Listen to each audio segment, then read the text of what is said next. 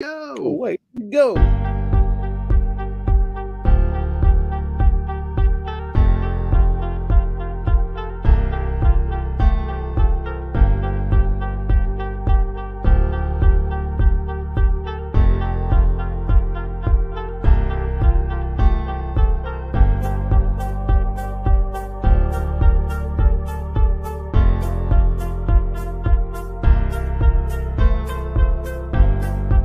It's clobbering time!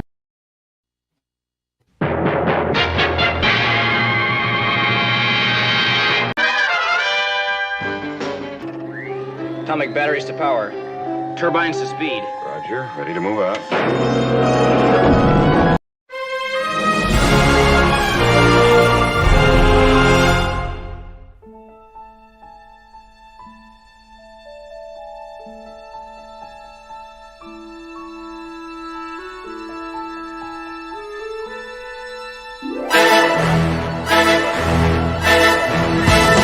Clobbering time!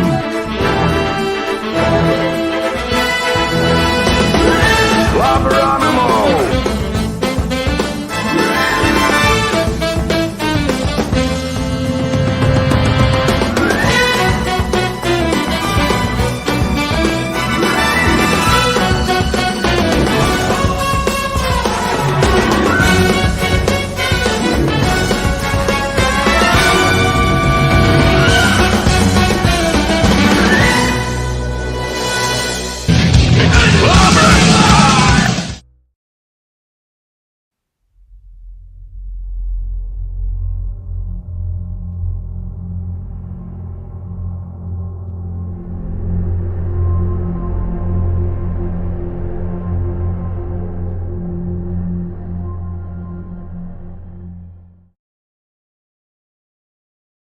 It's clobbering time! Clobberonimo! Greetings, clobberers, That's a clobberoids, lot of clobbering. clobberonimos, indeed. Clobberoids, clobberooskies, clobberettes, clobber, whatever other kind of clobbers. Greetings to you all. Those who do not clobber yet, do not fear. The secret is to bang the rocks together, guys. Love you all. Great to see you. Welcome to Clobbering Times, issue number 699 on YouTube. 1,399 overall for the past almost 15 years. I've been doing this silly shite. Monday Night March Comics Talk with a very special guest. And as you are all very special guests in the chat as well. So it's great when you have not only a special guest with you on the panel, but in the chat as well, because you all are. It's good to see you all, buddies. Gary Kissell, welcome, sir. Yep. And by the way, I noticed Mike caught it that I'm spelling my name Garry now because I'm tired of people calling me Jerry. I've hit a point where it's like it's just at this point you guys should fucking know better. Sorry, my I understand. No, because when I first saw the name, I was thinking, because remember Jerry Anderson, who made UFO and stuff, I always assumed that was with that spelling. I would always just assume that was how it was pronounced. It wasn't even like a gotcha. It was just like I just thought that, and I guess a lot of people make that assumption as well. So. Oh yeah, but you call me Jagary and I call you Clobbery. Well, Jagary is a lovely name. So I mean, you can't. Yeah. Who could argue with that name? It's beautiful. It's really, and as D. Bud Martin mentions, a lot of people call me Geary. Geary. And that started because of my sister. I brought up during a stream, that my sister Luann, who's was raised in Brooklyn. So she says, now Geary, don't forget to give me a phone call. There you go. Well, hey, look, I think I can't show that kind of disrespect to a great veteran like yourself. So Jagary is, I think, is unique and classic, and it's worthy of you, sir. So I'm going to do my show notes and shout outs, and we will get started after that. First of all, I want to thank the great J-Man for joining me earlier for our B Monday. We do a double feature on the B Monday of each month. Monday. Before we went live, I actually turned it on so I could watch a few minutes before we went live with KGRA. Oh, cool. Yeah, there you go. Well, yeah, every Monday we visit Earth B. This is number 14 now. We're having a lot of fun with that, and I thank my good buddy J-Man. It's nothing like that comic. Reviewing comics. Did you really? Oh, great. Yeah. See, I was a big Batman collector in the 70s. Oh, nice. Early 80s. It's we'll see every week we celebrate Bob Haney. He's the craziest, most wacky writer who ever lived. He does and this week we toast him a bone. We did 2 of them, and yet these were actually this was actually a decent issue. His other ones are batshit nuts, insane, and that's what we poke a little fun at Mr. Continuity, as they used to call him, each week. But this week we figured the Christmas spirit we would actually. I thought it was because people accused me of making fun of Bob Caney too much, but this week we were nice to him. Rest his wonderful soul. But he's given us so much entertainment. It was about time we give him some Christmas spirit. And thank you, J-Man, brother. It was great fun tonight as always. Usually the other 3 Mondays of the month, I'm at his channel doing Sean and I were doing our Legion of Superheroes reviews, which we were just really having so much fun chronicling all of the adventures of the Legion from 1958, and we're going to go to their 1950 to 89, and it'll stop there at the end of the Bronze Age because frankly nothing else matters when it comes to the Legion. So say I. I am the absolute ruler. Let's see here. Tomorrow night I should be hanging out with Tom and the gang over there at Midnight's Edge, and then Wednesday night, we'll hopefully see Loki at the round table, the comic round table, if we're having it. And then Wednesday night, folks, it is number 700 on YouTube. Clobbering Times, big 700, 1,400 overall shows that I've done, and just kind of geek out. Nothing serious. We'll just do what we usually do, buddies. We'll play around and talk to the audience and that kind of thing. And then Thursday night, folks, wrong one.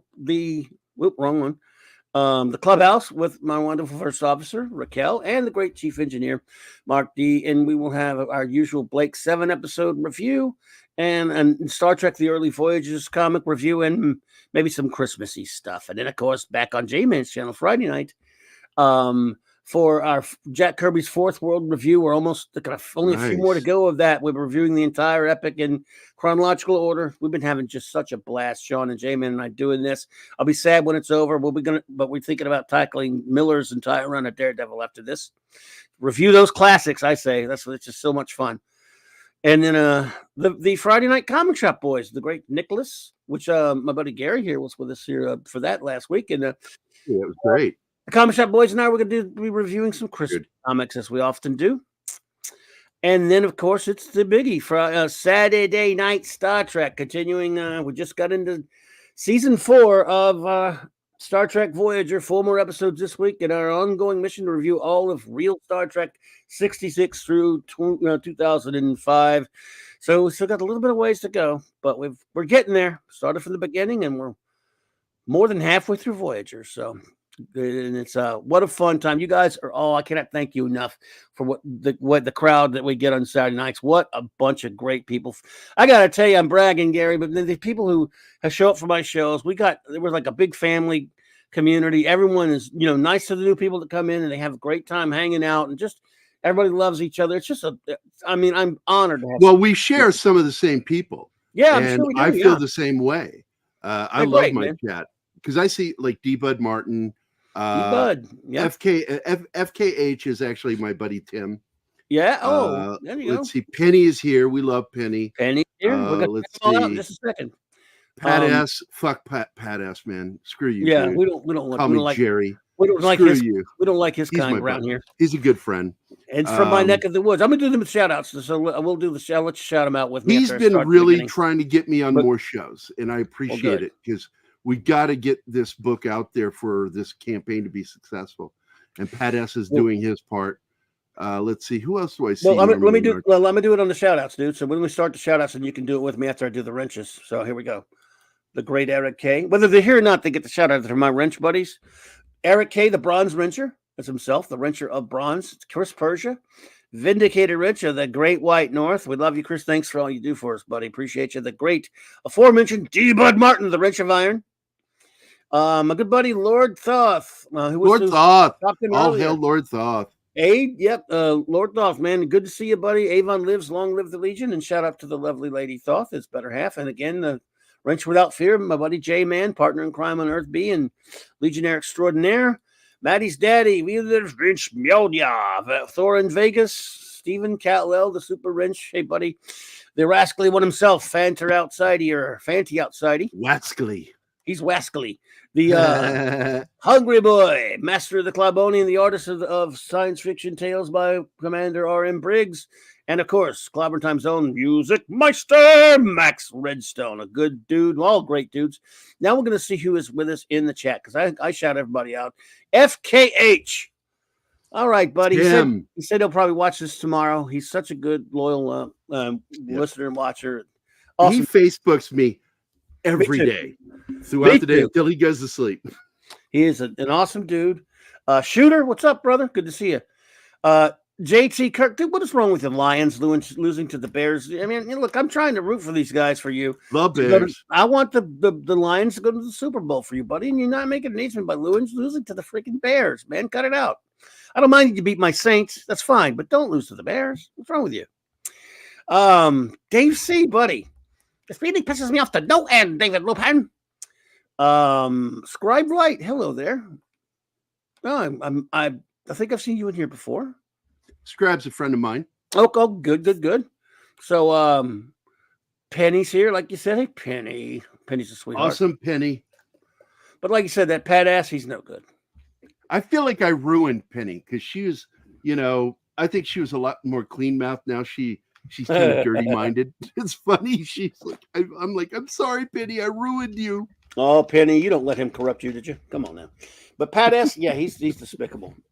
I love you, brother. Hope you're feeling good, man. He's from down near my neck of the woods. He's an awesome dude. I know he is. I know he is. Pat. Stuart Mitchell, what's up, brother? All right, man. Good to see you there. Dolly had braces, buddy. Shanatsky's a buddy of mine too. He's here. Oh, cool. Is he here? Shanatsky. He's the one who made the trailer for the comic. Oh, okay. By the way, nice. I think did I put that link for? Let me see. Here's the link. Rob Thunderheart's here. He's a friend. We'll talk about it. Let's see here. Pop Culture Minefield, whoever they are. Yeah, screw them. I hate that guy. Yeah, those guys. Yeah, I mean, don't tell anybody, but I don't like those guys. They're a bunch of I hear he's the potty pooper. Real Raid Nation gaming clips. Real for 1 Raid's month. a friend. Hi, Clobby. I'm only 242 subs from 1K by the end of the year. Well, hey, if you'll get D-Bud or one of our friends your link, we're glad to put it in there and hopefully get you some subs there. Not that I care, not that not many people watch, but if maybe you can get a few subs there, my friend, and we appreciate you. Comic Relief Crusader, that's another troublemaker right there. Yeah, it's my buddy Mike. He's a good dude. Yeah, he is. Hey, good to see you there, buddy. He's done a couple of intros for our shows. He's an awesome fellow as well. Oh, Penny, thank you. Member for 5 months. Yep, Jerry, you too, Clobby. Thank you. Shanatsky, hello. See, Jerry. There you go. Your Muslim. That's why I changed the spelling right here. Right here. Oh, yeah. Just so people will stop doing that. It's Jerry. Your Muslim uncle. What's up, brother? Our Muslim uncle. Everybody's Muslim uncle. That's right. Everybody's Muslim uncle. Surly Timms. Hello there, Surly Timms. Welcome. And to our Muslim uncle, I say, Assalamu alaikum. If I could pronounce it, I would say that, but I'm scared I would pronounce it wrong. Assalamu salam. Rod Thunderheart. Yes, indeed, my friend. Hello. He's a good, what a good chap. We love the Rod. By the way, that's a little Star Trek thing for me. When you say Assalamu alaikum and the response is Assalam, however it's pronounced.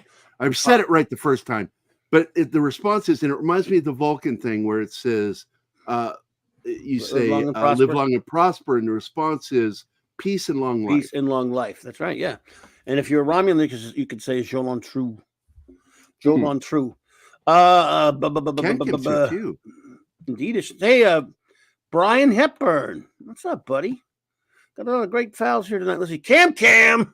It's Crash Courses. Good to see you. See who else is up in here. I guess that's everyone at the moment. Of course, anyone who pops in will be duly shouted out because that's how we roll up in here. We like our friends to pop in. Damn right. You damn Skippy. Yes, indeed. Well, Gary, man, I'm just glad you're here. It's the first time you've been here in Clobbering Time. First time ever. You and I have liked each other since we first met. You're, as we say, in my dad taught me this line, and I've used it with people when I like them. It's I like the cut of your jib. Oh, well, thank you. My jib is specially cut. It was sort of like was it? Is that jib line? Yes, or we could use the Star Trek line. Or is that the Dunstall? Yeah, is that the Dunstall? Dunstall, Captain Dunstall. But it's another Star Trek line will be We Reach, brother. We reach. I'm not Herbert. Hey, he's not Herbert. We reach. I'm a brother. big Star Trek fan. Also a fan of Next Generation. Lesser fan of Deep Space Nine and non-fan of Voyager. I liked Enterprise. That's a fair cop. I love Enterprise more than most problems. people do. Yeah. They had problems. Yeah. Well, it was, in But I fact, got past them. I like Archer. He's a great captain. big Archer fan. In fact, I would go far as to say, as much as I love the show, I love nothing more than the original series, but as much as I love Enterprise, I'd still say that it was a mistake to do a prequel. And yet I love the show. Life is contradictions, is it not? So, well, and do you know the politics of how that came about and what happened? And it cost them somebody big. I don't. And it screwed them in the end. They screwed themselves in the end. The little story, and I'll truncate it for you, is that Ronald D. Moore was promised the next show. Promised the next show. You are the showrunner, because he had saved so much of Star Trek in the writing process. Okay, in the planning, he had helped Star Trek succeed. Agreed. He also had some stinkers of episodes, but I'm not a big fan of his, but I hear what you're saying. Yeah, he had some stinker episodes, but the fact is he was a huge powerhouse for them, and he raised the ship because DS9 was failing, and he helped bring it back up. Same thing with Voyager, and then he worked on the films, and for some reason the films just didn't work that he worked on. But the fact is they promised him the next show. He left the studio, forgot something, and he came back to get it. And when he walked in the office, he caught them in an office having a private meeting about Enterprise. Caught them. It was like basically catching your spouse cheating on you is what it was like. He was devastated, and he never came back. He walked out and left and just never came back, and went off to do the show that would kill Enterprise. He did Battlestar Galactica. And even though Enterprise had matched what was requested of them by Moonves, who is a piece of shit. He hates science fiction. He's scum, yeah, he's scumbag, and he hates science fiction, which makes me hate him even more. Yeah. He told Enterprise or the team that if they got the numbers up, that he would keep the show going. They got those numbers, and he canceled the show because it wasn't enough like Battlestar Galactica. No, I hate that guy. No, you get it now? Yes, it's crap. It's a shame. Moore got his revenge by making that show. Can rot because I loved Enterprise. What's it like? I only wanted was if we get 7 seasons of Voyager and DS9, it's a karmic issue though for me on that one. Yeah, because they doomed their own show by screwing Moore. And Moore created a show that Moonves would have preferred on Star Trek. But then again, Moonves is a piece of garbage. He's the Michael Grade of Star Trek. And Redstone are why Star Trek got broken up. Yeah. And it's still suffering to this day from what they did. It's still dead to this day. Sherry Redstone stepped in and tried to fix it. We thought she would. Keith and I had rolled the dice and said, man, we believe in her. She wants to bring Star Trek back to what it was. But Moonves, before leaving, gave Kurtzman an ironclad contract that they were afraid to pay off to get rid of him. And look what happened. 10 years of garbage. Of non-Trek. Yeah, absolutely. Hey, Ravenscroft, welcome. And Read by Nature. Yeah, hello good there. friend. Read by Nature. Yeah, absolutely. Welcome. Good to see you all. Well, I'm going to promote my book tonight, but I think a lot of these people have already contributed. Well, here we go again with this. Look, look, Clobby, you have to see Battlestar Galactica just because it's a 70s show. Don't discount it. I love the 70s show. I love the 70s show. The new one had 2 good seasons, and I liked it. And after that, I got bored with it. It's bad writing. Everyone's mad at me because I won't watch the new one. I'm like, can I just not watch it? Will it kill you? You guys still have it. I'm not taking it away. Well, they have a from nice anyone else. nod to the original series, though. Yeah, but I don't want to watch it. Yeah. No, I'm not going to blame you, but I'm going to tell you, I'm giving you my reason why I watch it, because they had a really good nod. They kept the Viper looking like the Viper. Everything else looked like shit. I hated the Cylon ships.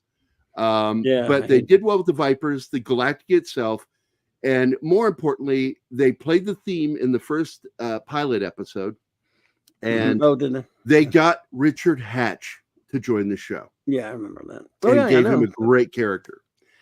I just everyone has been on my ass to watch our dear departed buddy Cardinal If Sin. you don't want to watch it, don't fucking watch it. We loved our Don't buddy worry Cardinal Sin, our good buddy. I don't know if you remember Cardinal God Sin. bless him. Yeah, I God miss bless him. him. Rest his soul. I really miss him.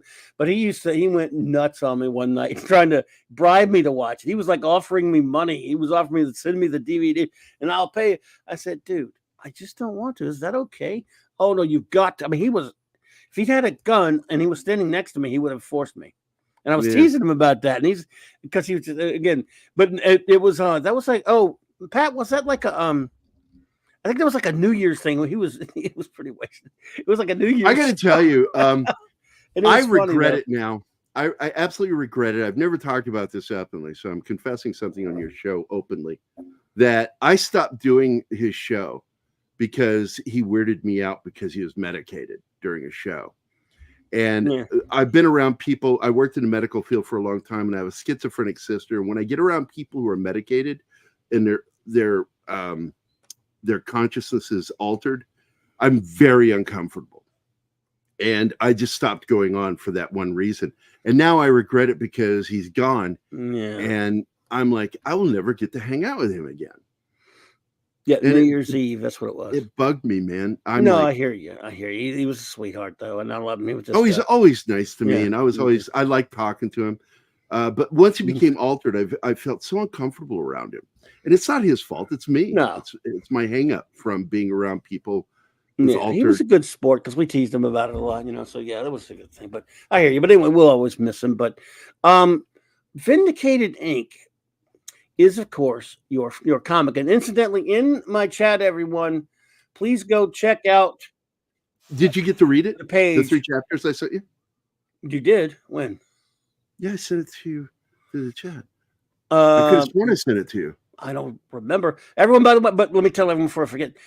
Pinned at the top of my chat is, of course, the page for backing Gary's comic that he's going to tell us about, which, of course, is Vindicated Inc. I don't remember receiving anything. Was it a message? Well, I'm going to send it to you right now because I thought I'd sent it to you.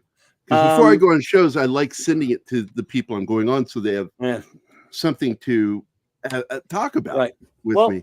So I'm going to send it to you now. I remember getting it. Here you go. I'm sending it in the private chat. Then it could have been like, I could be Johnny Carson. I've read your book, and talk about. Don't get mad at me, Steve. I say it was a fascinating book. I read it, and let me ask you. And he did. There was a great Carson. I love Carson. Yeah, he did. He read the book when he was interviewing somebody. Yeah, I remember somebody actually didn't believe him once. He goes, "No, I really read it," and he got a little irritated or perturbed that they were doubting him. Are you not going to lie to you? I read it. You can ask Ed. Ed read it too. Or he would have. He hadn't been drunk that night. TNZ for the super chat. Thank you. The NZ super chat. Thank you so much. I loved Moore's BSG, even S Series 4 final. Cheers. I had so much trouble by the time we got to the finale. Cheers. So the finale was a crossover with Cheers. That must have been weird. No, he's saying Cheers. Oh, I'm sorry. Well, thank you for that super chat. We should give you a clip. Let me do a random clip. What would RR like? Okay, I'll just show you a random one. Here you go. Get those nerds! Nerds! What? I liked Ogre. He's like my favorite character in the movie. Ogre. Him and Booger were my 2 was the favorite best characters. Ogre, you asshole. Ogre, you asshole. I love him. Yeah. He gets so violent. Just the word nerd triggered him. Yes. Your agonizer, please. A little extra there for thank you, RR brother. Appreciate you. He's he's well on the way on the other side of the planet there. Yeah. So anyway, let's see. I was on with you when you were talking about this with where were we? Were we on Loki's? Oh no, Nick's. And maybe another one too, but it was a Nick's for sure. We're talking about this. And I will just open the floor to you so that you can tell our dear friends who are out there, because we got a few of our friends who are in the chat. I just sent you the link so you can actually open it while I'm talking and take a look. Where did you send that to? In the private chat here. Oh, right this here. Private chat. Oh, yeah, private chat. I thought you meant to. Okay, gotcha. Yeah, there it is. All right. And that way you can take a look at the books. There's 3 chapters. Each chapter is approximately between 18 and 24 pages each. But and that was because at one point I was considering releasing each chapter as an individual floppy, and then decided not to, because I want people to get the whole book, because I'm that way. I stopped reading comics in 1986 because I just hit a point with frustration over the Secret Wars and their marketing with that. Yes. And I just, all of a sudden, comics looked different to me, and I lost my love for them. I felt so put upon by what they did. And I stopped reading DC too. I sold all my fucking white boxes. Long boxes were gone. I sold them, except for one small short box that had my cherished film or TV show comic tie-in comics. Oh, okay. Yeah. I kept those. And nice. I was like, what am I going to do, man? I'm going to miss comics, but I stopped reading them. And then my buddy, Jim Woodward, who is my comic reading buddy, we would read together. We'd go to 7-Eleven, hit the carousel, grab what we wanted to, grab some slushies or Slurpees, and go outside on the curb and sit and drink. We did this all the way into our 20s. It was just the thing that we did, And then he came over one afternoon. He says, hey, let's go to the bookstore. And I'm like, closest real bookstore is at the mall. You want to go there? Which is way on the other side of town. He says, yeah, let's go over there because I want to show you something. I'm like, what are you going to show me? So we get over there, and he showed me graphic novels. Well, they weren't really graphic novels. They're technically trades. Yeah, it's a pet peeve with me too, because I had a shop. Yeah, because I corrected a guy the other day. I can't remember who it was. Don't call them comics or graphic novels. That if they were previously printed as individual floppies and put into a collection, it's a trade paperback. And graphic novels are sold as a graphic novel. Indeed. First time out. But he showed me Watchmen and The Dark Knight Returns. Oh, wow. And I bought both of those that year. It was 86. And I bought both of them. And I'm like, when did this happen? Oh, my God, this is amazing. This is how I want them. The entire story arc in one sitting.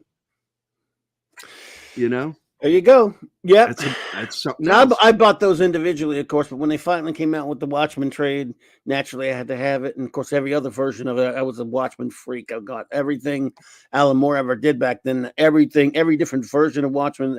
I mean, real Watchmen, the comic, of course. All the different printings and stuff. So yeah, and exactly. that's a pet peeve with me too. The trade and the whole graphic novel trade thing. Like, you go into like a bookstore, like a Barnes and Noble or something that says graphic novels. I'm like, no, they're not. Not most of them, anyway. Not most of them. But hey, I'm going to finish this in a second. I just have to run to the door and grab something. No problem, dude. So I'm going to. Here. Let me say something. Oh, look, John's face. Hold on. I got to fix that. John? He does a show on Friday, on Mondays too. So I am. There we go. That's me. That's a drawing of me looking evil. I'll be right back, guys. There you go. Sure. So how's everybody doing tonight, my friends? Good to see you here. Good to see you here. Like Gary's link to his page for Vindicated Inc. is pinned at the top of the chat, of course. And he also, if you want to watch the trailer for the comic, I've just put that back in the chat as well. And on that, if you go watch that trailer, if you have not already, please go subscribe to Pop Culture Minefield, Gary's his YouTube channel, and of course, if you have not already, of course. And what's up, everybody? You doing okay? Yes, there you go. That's true. That's I forgot to mention that. Trailer voiced by our very own dear friend, the great Tom Connors. Yes, indeed. He is a voicing machine, that Tom Connors. Absolutely isn't. So that's pretty cool. Absolutely. And what the yep. Oh, there you go, Penny. Yeah, absolutely. Well, thanks, D Bud. Appreciate that, brother. Thank you, buddy. Appreciate you. What was I gonna say? Oh, ow. So let's see. Make sure I've got everybody shouted out. Um, there you go. And Back. hey. So we've got the link for the YouTube channel in there. We've got the link. Oh, again, as D-Bud has mentioned, the trailer is voiced by the great Tom Connors. Yep. It was originally supposed to be voiced by Dale Dye, and he got sick and lost his voice. And Tom jumped in and offered to do it. Excellent. It's very nice of him. Very cool. Yes. So now when you get it, you don't have to. You can wait a second. But when you after you tell us about this comic, a little later, I'm going to ask you about some of your influences, because that's kind of one of my favorite things about comics. I mean, obviously, I don't know about you. I'm a big superhero guy, admit it, so I don't really read I never read many other comics, but mostly the superhero stuff. But just comics in general, since I couldn't draw flies, I can't draw anything. I used to want to be a writer, but I could never draw. So, and yet I love comic book art. And I'm a big fan of comic book history. I mean, my favorite things coming out right now, since I don't buy new drivel, are magazines by Two Morrows called Back Issue Magazine, Alter Ego, the Jack Kirby Collector magazines about comics history. That's just a big thing. Like comics history is a big thing with me and stuff. So I always like talking whenever I do, get a chance to talk to artists or whatever, writers or what have you. I'm always interested in who some of their influences are. I'm frequently shocked when it's younger people, how they don't even know about the old school guys. They have no respect for what went before. A lot of times they don't even, it's fine if you don't like if they're not to your taste, some of these older artists, but some of them paved the way, and you have no business drawing comics if you don't know who Jack Kirby or Joe Kubert or Gil Kane and Jim Steranko and Neil Adams. If you don't even know who those guys are, you shouldn't be picking up a pencil. Absolutely. And I am old school. I like the old school comics. I grew up on them, would read them. And Jack Kirby had an impact on me. Whenever I do any science fiction artwork, I use a lot of the stuff that he gave us, how I do the galactic images of space in the background. Action lines I get straight from how he did them. In fact, I did a pinup for a graphic novel that's still forthcoming. I can't really talk about it. I'm under a gag order on it, but it is a parody of a classic movie by John Carpenter. But it's actually really good. It's not just a parody. It's actually a good story. Okay. And but it's a straight across parody. All characters are based on a character from that movie.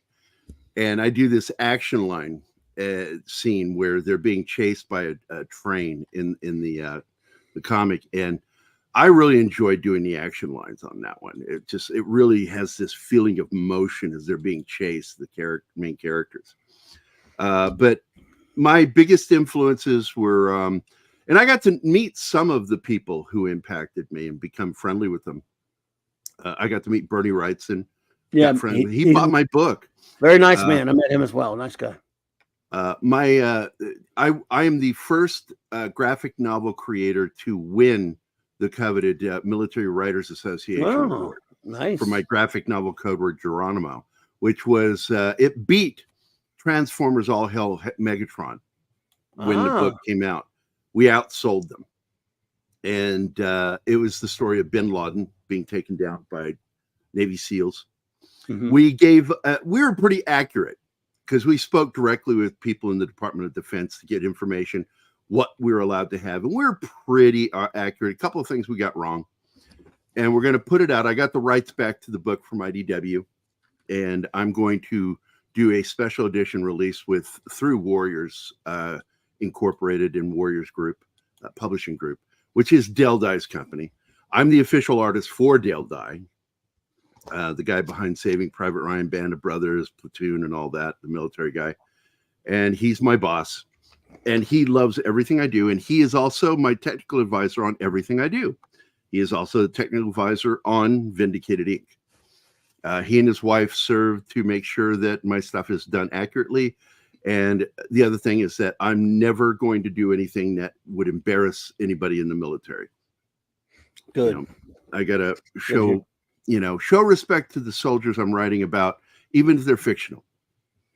Yeah. So, Excellent. so Vindicated started 10 years ago. I don't want to go into long drawn out things, but a lot of crap happened. We do have some And- friends who may not be familiar with it, so just at least bring them up to speed on that. Yeah, so Vindicated Inc. is a story about a not just one, but actually multiple disabled veterans who are caught up in the VA program and a nightmare thing for a lot of soldiers called the med board process. And I wanted to write about what it's like.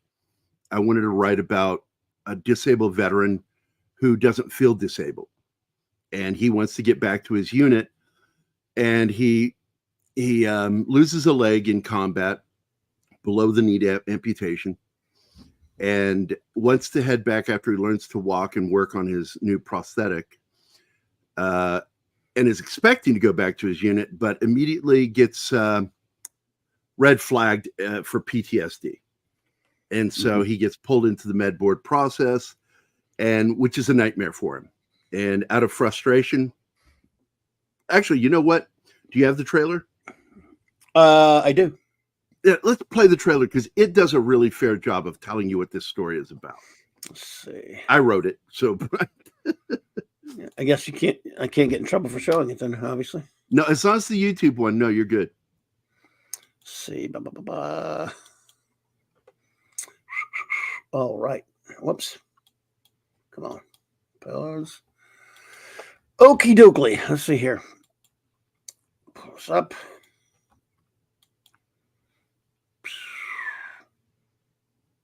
Yes, that's it. I think that's it. That's it. All right. Oakley, let me put this up here. Let me know if you can hear it. I think you should be able to. I can see it. Make sure you share the sound. I know I get that problem every once in a while. Meet the Seattle Vigilante. Did you hear it? Yep. Okay, good. Meet the Seattle Vigilante. Like so many comic heroes, this warrior hides his identity. But his identity isn't the only secret he has to keep. After grievous wounds received during combat, Tier 1 operator John Russell begins to recover and comes to terms with his new reality of being an amputee.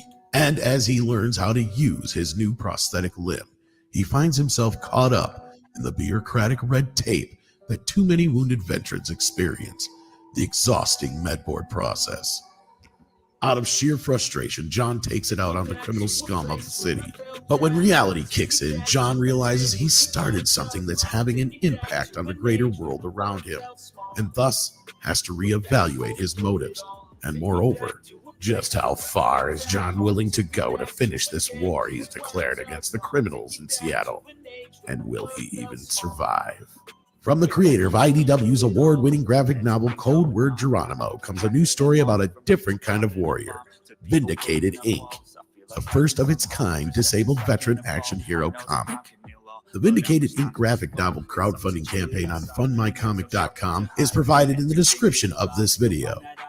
We hope you become a contributor. Please share this link. Thank you.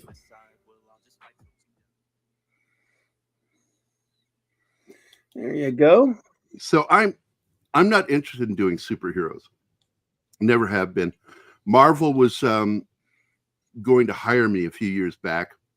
They wanted me to do some gritty military or cop type stuff. And but they found out that I was friends with Chuck Dixon and worked with Chuck Dixon. And immediately they shut off. And they were the ones calling me. And they lost interest immediately and ghosted me. They would not respond to emails or phone calls. And I'd rather be friends with Chuck Dixon than work for Marvel. Yes. Good. I don't blame you. Good dude. I love Chuck. JT Kirk. Thank you, buddy, for the super chat. By the way, let me say thank him real quick. I have a very close family member and fellow vet that's medically disabled due to parachuting accidents, cancer from Camp Lejeune, etc. Med board sucks. Thank you, The buddy, med for board that. is a nightmare.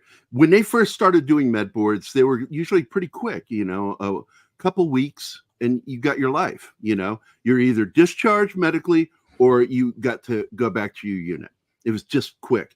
Now this shit can go on for like years. Yeah. And they're mucking around with people's lives when they do this, their careers. They're in limbo, and it's maddening and frustrating for these vets that have gone through it. And I've seen it firsthand, what it's done to them. And I wanted to do a book that talks about PTSD in a realistic and non-Hollywood way.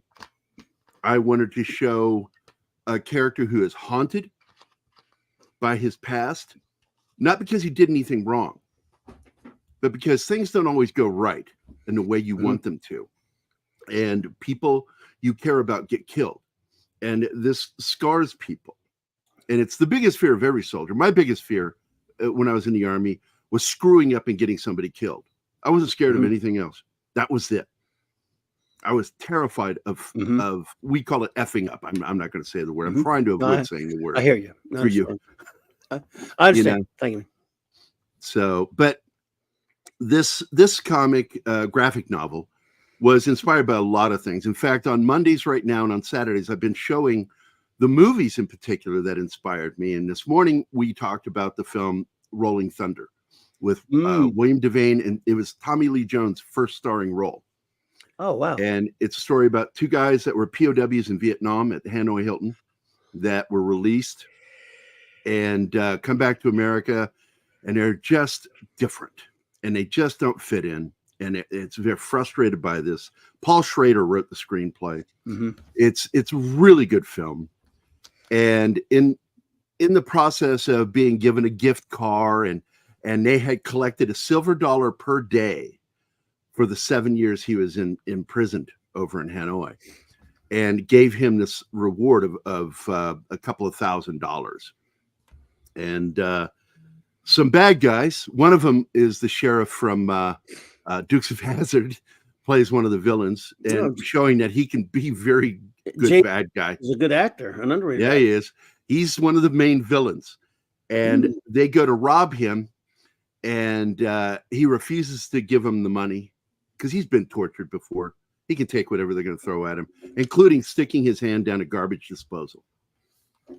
And finally, his wife and kid, his estranged wife and kid, show up.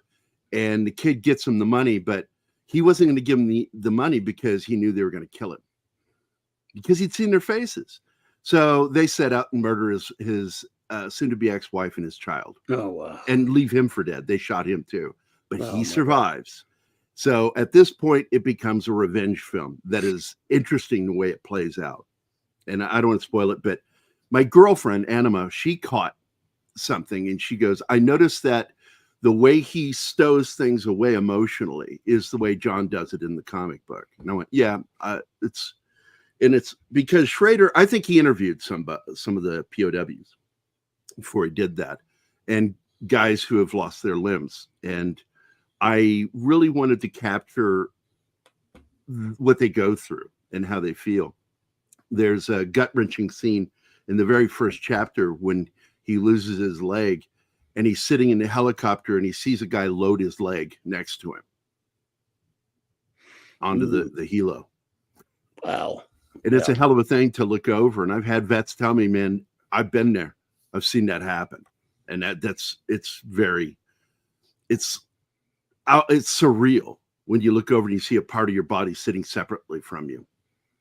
And I wanted to capture these things. And Mike Barron and Chuck Dixon both held the book. They've read the 3 chapters I sent you. And they said, this is not like any other comic book. This is gritty and it's real. The violence is not, there's no superhero shit here. They liked the onomatopoeia that I used for the sounds of the weapons when they're firing. Because I told them, I said, I've been around those weapons. And so I know what they sound like. And I'm writing down what I think they sound like as words. Like the sound of an M4 firing, tuck, tuck, tuck, tuck, tuck, T-A-K, T-A-K. That's the onomatopoeia I use, because that's kind of what it sounds like to me in my head. Keely Chow, Roll Tide, buddy. Good to see you. And Zachariah, hey Keely's there. Yeah. Oh, Zachariah, I know Zachariah. I know all Roll those guys. Tide, yeah. Keely. And I'm not gonna say how about them Cowboys. You're gonna have to settle for Roll Tide. Mr. All Niblick, hey there. There's, the guys that inspired me as an artist. The greatest one is Al Williamson. Oh, I love that. And Tom Waltz from IDW, the senior writer at IDW. I've worked with him for years. We've been friends for like 20-some years. Mm-hmm. And we both served. And that's why we became friends, because we were both veterans. And he's the one who discovered me and got me my first work at IDW. I was originally hired by IDW as an animator. I made animated trailers for IDW. And then he walked in to talk to Chris Ryle and Ted Adams during a production meeting. He says, Gary's a better artist than he is at making these videos for us. Because I did everything. I created the voiceovers. Sometimes I do it. Sometimes my buddy Mac would do it. I would do the animation, and then I would also score the music for these videos, because I'm well versed in everything, to be honest with you. I do everything. I'm what do they refer that to as a true Renaissance man. I can sculpt, paint, draw, write, and compose music. There's not a form of artwork that I don't do. Hungry Boy, what's up, buddy? But Al Williamson, man, he was one of my favorites as well. Al was an idol to me, and I was always disappointed I never got to meet him before he passed away. See, he's one of those I didn't get to meet either, man. Because I've gotten to meet Bernie Wrightson. I'm friends with the Frazetta family. Nice. Sarah's a good friend of mine. We've worked on comics together. Nice ladies. I've seen them at some cons. Yeah. She's gorgeous. She's been on our show a few times. Yeah. I got to meet Bernie before he died. We became very friendly with each other. He bought my book. Oh, he was a nice man. I met him once. Nice man. Classic artists. But some of the guys who really inspired me, I've never gotten to meet, except for one, Drew Struzan. Drew Struzan is why I'm an illustrator.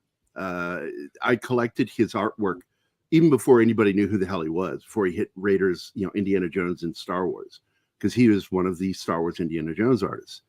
And I love this guy, and I loved his style, because he did 2 Alice Cooper albums, the artwork on them, and including Greatest Hits. And I'm like, who drew this? Great artist. And I bought it for the artwork, because I wasn't a big Alice Cooper fan, because Alice Cooper freaked me out as a kid. But I wanted to be an artist like this guy. I wanted to draw like this guy. And he has said it to me, and I've showed it to other people, his letter where he said, I consider you one, not the, but one of the true heirs of my style. Wow. And I thought that was one of the nicest things said to me.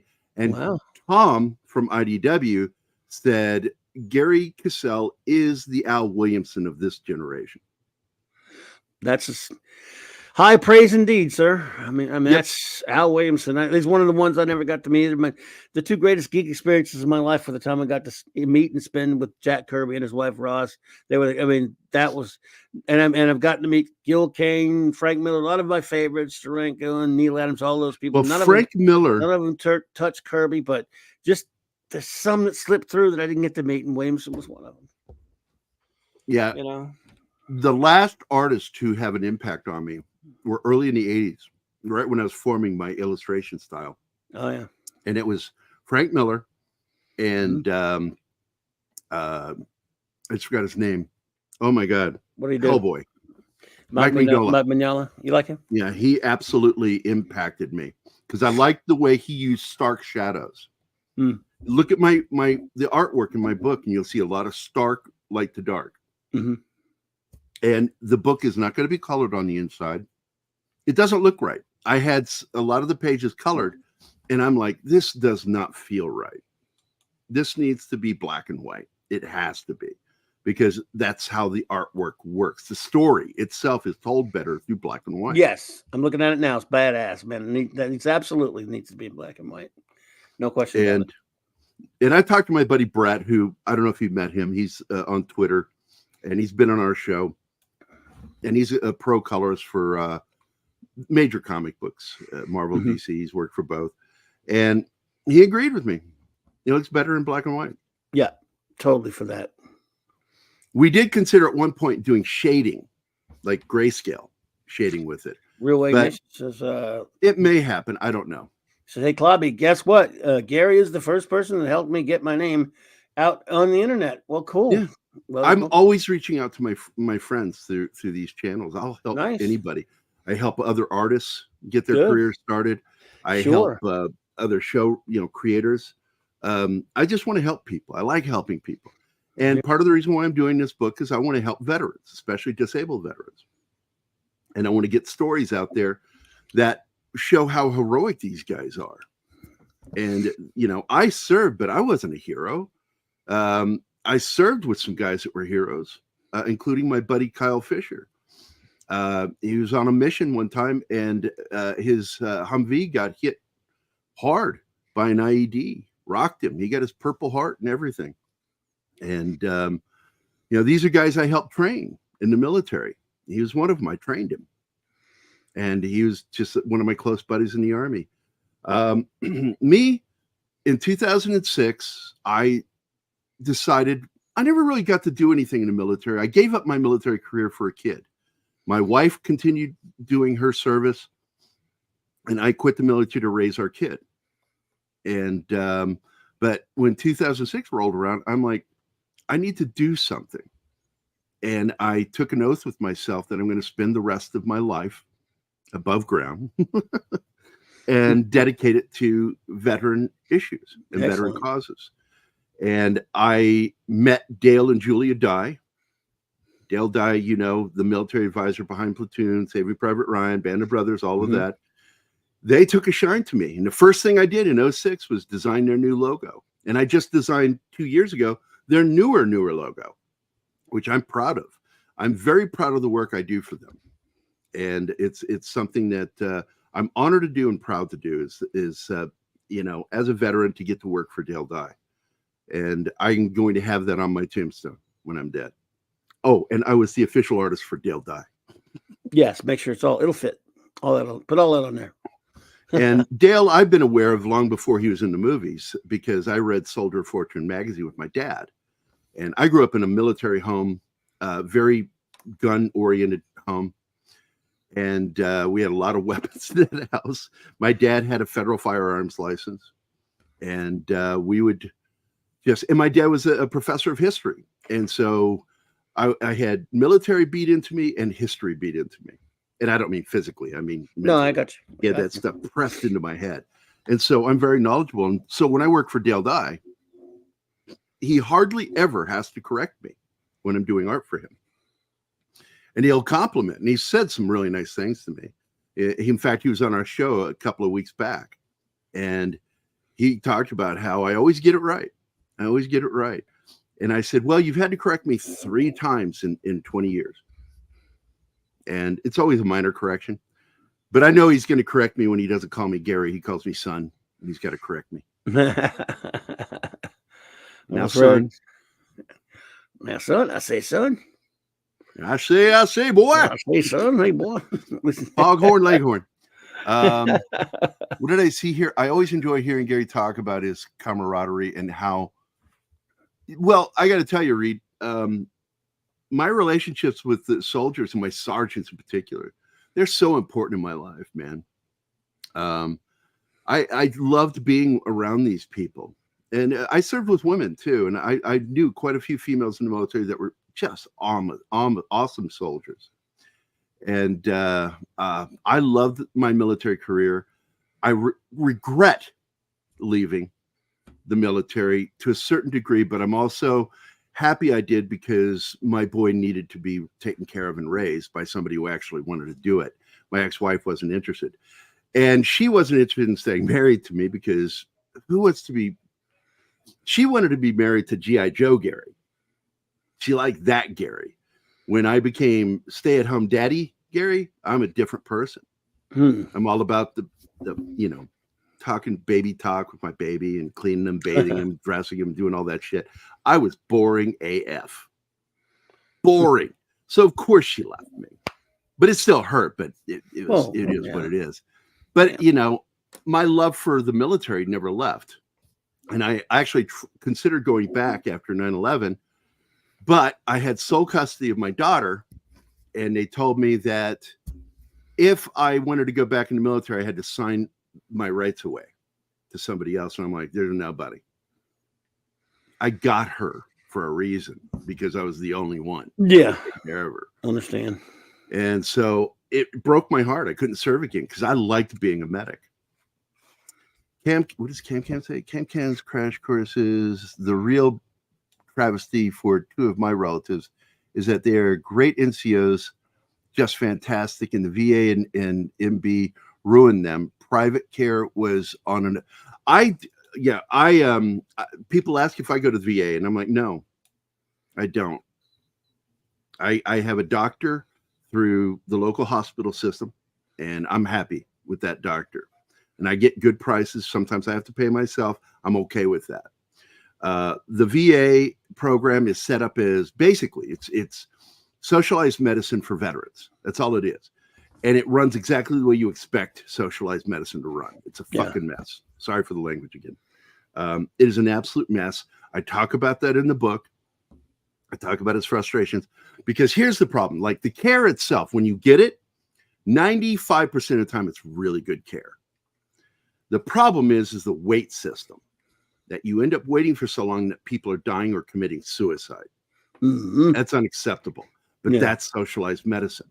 And all the VA is a microcosm of overall socialized medicine. If you think the VA doesn't work, which it doesn't really, it needs a complete overhaul. We need to get away from the VA completely and instead create a program where if you're on a certain pay level, you get a certain amount for discount or all the way to free. And if you're a veteran, you get to have the doctor of your damn choice and you get put in the front of the line because you served this country honorably, period. Yeah. And some people don't like that. It's like, veteran, get in front of the line with me. I'm like, going, what'd you fucking do? What'd you do to get that? You should be in the front of the line. Yeah, first come, first serve. Oh, God, really? I just get so annoyed with people like that. I've heard them say it to me. They've said that to me. Wow. I had a female friend say that to me. Oh, my God. And I was like, I expect shit like that from people who don't know what it's like to serve this country. But anyway. Yeah. And I served with quite a few myself, Cam. And I'm very proud that I got to serve with them. My daughter asked me, what'd you do during the war? I said, took care of my guys and made a lot of jokes because I'm funny. And that's a good thing for a medic because morale is part of your job, keeping the spirits up. Not just looking at people's dicks and their feet. You know, although I had quite a few whipped out on me. And I'm like, dude, buy me dinner first. Wow. Does this look right? No. It's in my face. Yes, and it is very much like the NHS, the National Health System over in the UK. Again, back in the 2000s, I think it was around 2006, 2008, they did a poll. They sent some polls home, and they sent some polls to be questioned as people are leaving their NHS hospital or clinic. And what they found was that for people that were polled at home on the waiting list to see their doctor, very low scores. Whereas when they polled somebody that was coming out of just having visited their doctor, high. Telling you exactly what the problem is. It's the wait time. The waiting time infuriates people. Yeah, I can imagine. And so this book really deals a little bit with that. I dig into what PTSD is all about, and because people don't suffer from the same kind of PTSD, you know. Once it becomes the D, you know, the disorder, and because a lot of us, I had PTS for years, not from the military, but from working in the medical field. There was just shit that I saw that sticks with you and it messes with you, and I'd have dreams about it. What sent me over the edge wasn't the military again, or even the medical field. It was having my daughter kidnapped and not knowing if I was going to get my kid back. Oh, my goodness. And it was an ugly thing. It was an ugly thing to go through. It was stressful, and it messed me up for the rest of my life. I'm paranoid with women in particular. I'm not very trusting with people. all because of that. Before, it's just, it messes with you. And I have dreams and nightmares. I have to sleep. I have a audio mask that I wear at night to not play music. I put lighthearted comedies on, like Abbott and Costello was the first one I started with. Old comical movies, I'll put a playlist on. Now with Pluto, I just basically put their comedy channel on, and it's mostly Cheers and Frasier. Yeah, it's pretty or cool. Just Pluto's Shoot nice. Me, or News Radio playing all night long. And so yeah, they got some good stuff on there. Yeah, Pluto. And so I don't have those nightmares. But if something happens during the night, it happened last night, and I had the weirdest freaking dreams ever. Really? Yes, I had just really weird dreams, but I'm a lucid dreamer, meaning that I'm aware I'm dreaming. And so I'll alter course of my dreams. But I've had some really, really horrifying, gory nightmares. Wow. But I think my least favorite of them is where I'm back in the military. And I have those quite often. If the sound cuts out or something happens and I start dreaming on my own, oh my God, it's always back in the military. And shit. But I'm aware of it. It's like, I'm too old to run 20 miles. My knees ain't gonna. And I'm like, how am I doing this? Wow. Oh, I'm dreaming. Goodness. That's such a shit. That's what scary. Is this? That's scary, Gary. That's scary, Gary. Just hearing that secondhand post fact. Yeah. But I've dealt with friends. I've had to talk some of my friends off the ledge who had PTSD. And one of them, I won't say his name. He had a TBI and PTSD mixed, and it got rough. And he would become very angry and aggressive with his family. And he would call me up, and I would just start talking him down, man. You know, using that voice I do. It's very zen. It's like, look, man, just focus, man. Listen to my words. Focus on what I'm saying to you right now. And I would get him down. I talked him down several times. And he's not the only one. I've talked quite a few people down. But, you know, sadly, I've had friends who committed suicide. And they never thought to call me. And I didn't see it because they hide that shit so well. They do. Smile a lot. People who are depressed smile a lot and laugh and joke. And and I've lost friends to suicide. And I feel like I failed somewhere. All of us do. It wasn't just me. It was all of the friends felt like we let them down. Because there, somewhere in there was a cry for help and we didn't see it. And these veterans that are killing themselves many of the time over the fact they're not getting the treatment they need. And so I want to talk about that in fiction. I do it with factual stuff too in my writing, but I like fiction. I have fun. I'm a good writer. I think I'm as good a writer as I am an artist. And I like working alone because I hate working with other people because they're exhausting. And so doing this book with other writers didn't work. I hired them, I paid them, and they didn't deliver what I needed. So I had to go back and start rewriting the whole book because nobody understands these characters like I do. They're all living in my head. And John Russell is named after a childhood friend of mine, who's still a friend of mine. And he's also co-named after Paul Newman's character in the movie Hombre. And you don't find out his name until he's dead at the end. Elmore Leonard wrote that. It's a great movie. And my dad's favorite Western. And that's why I'm naming him John Russell after that character and after my friend. Because I love that name. There was a Western actor named John Russell also on a TV show called Lawman. So that's what I first thought. That jumped to mind first, but I'm old that way. I just like the name John Russell because he's just a great American. Yes, absolutely. So, but basically, you know, this campaign that we're doing, and I'm hoping, I don't know if there's anybody here that hasn't already contributed, but if you're here, please back this project. Larry. What's up, buddy? Hi, Larry. Hey, Larry. Great friend of the show. I'm hoping you guys will become contributors. We have some interesting campaigns. We just got our first $500 contribution. Oh, and wow. There's two of them. And I've got to talk to the guy and go, are you sure you got the right one? Because the other one has the maquette. we are doing a back. Do you want to open up the campaign page and I'll show you Sure. what we're doing? Everyone, by the way, the link to the campaign page for Vindicated Inc. is pinned at the top of the chat. If you please go and check it out. And here, let me pull it up. What am I doing? Come on. Okie dokie. Let's see. All right.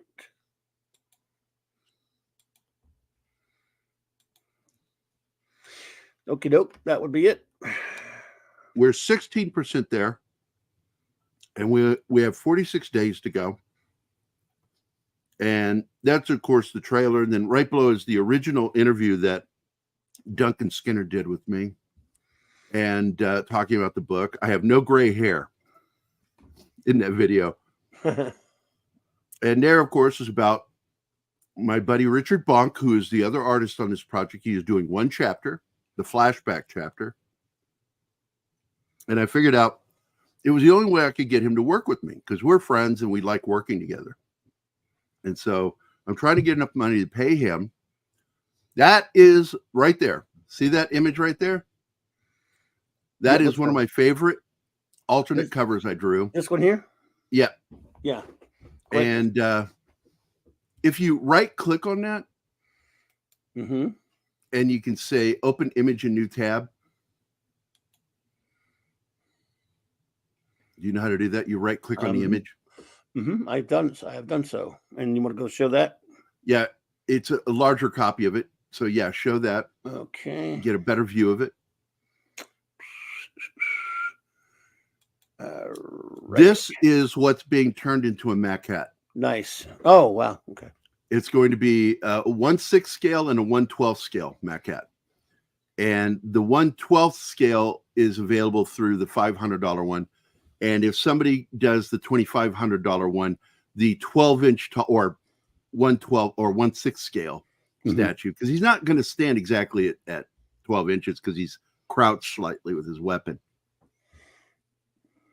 But I'm really looking forward to it. Kendall Hart, a buddy of mine, is a sculptor, and he's building the statue, sculpting it. And my future son-in-law is going to be the one who prints it in resin. And we're only going to do a limited number of that. But when the campaign is done and we have the store set up, you will be eventually able to buy the maquettes by themselves. But right now, they're part of the contribution packages.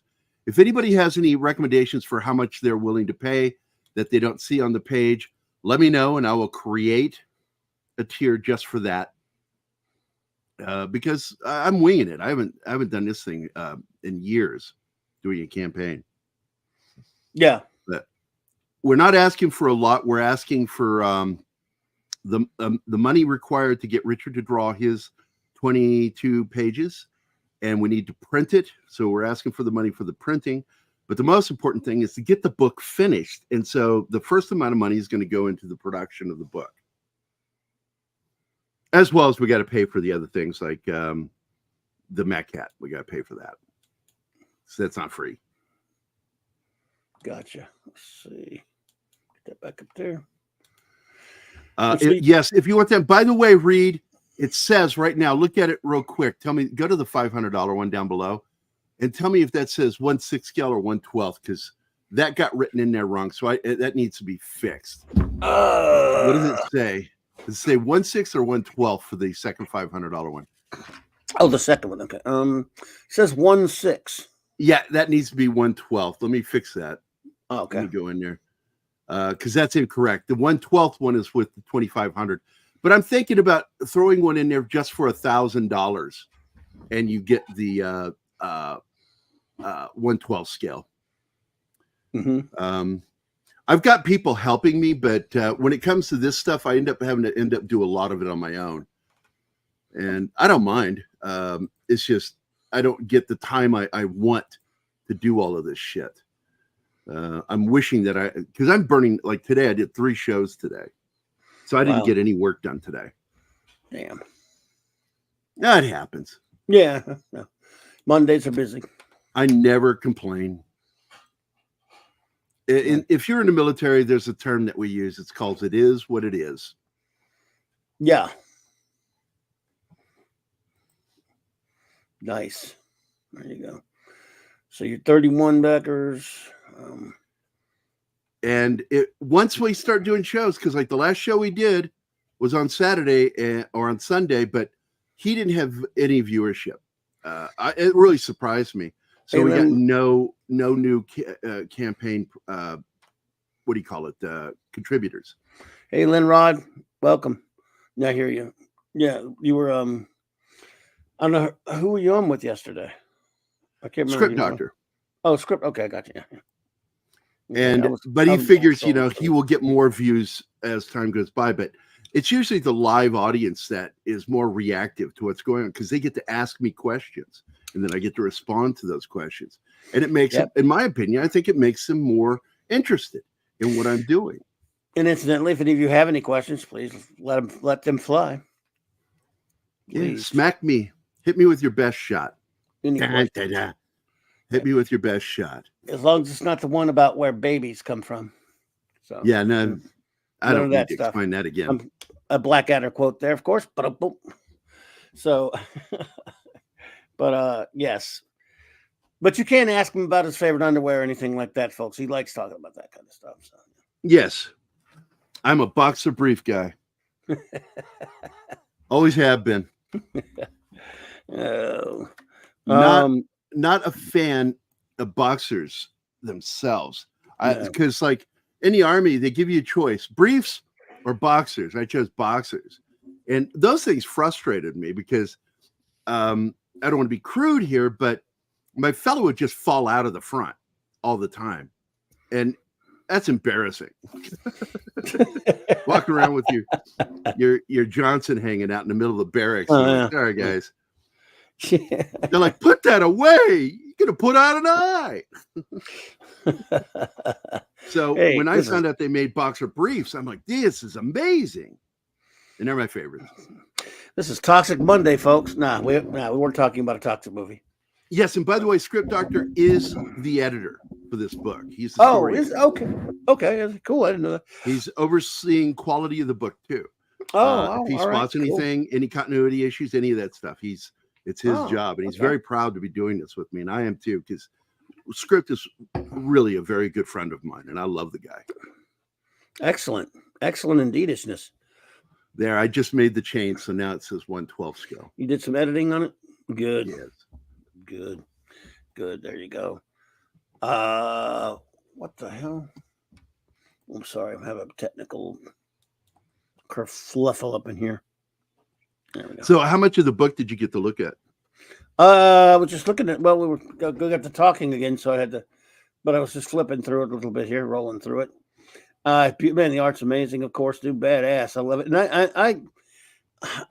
I tend to agree. Black and white just really works for it. I mean, I'm sure it would be fine if it was in color, but the black and white really. I mean, I would definitely.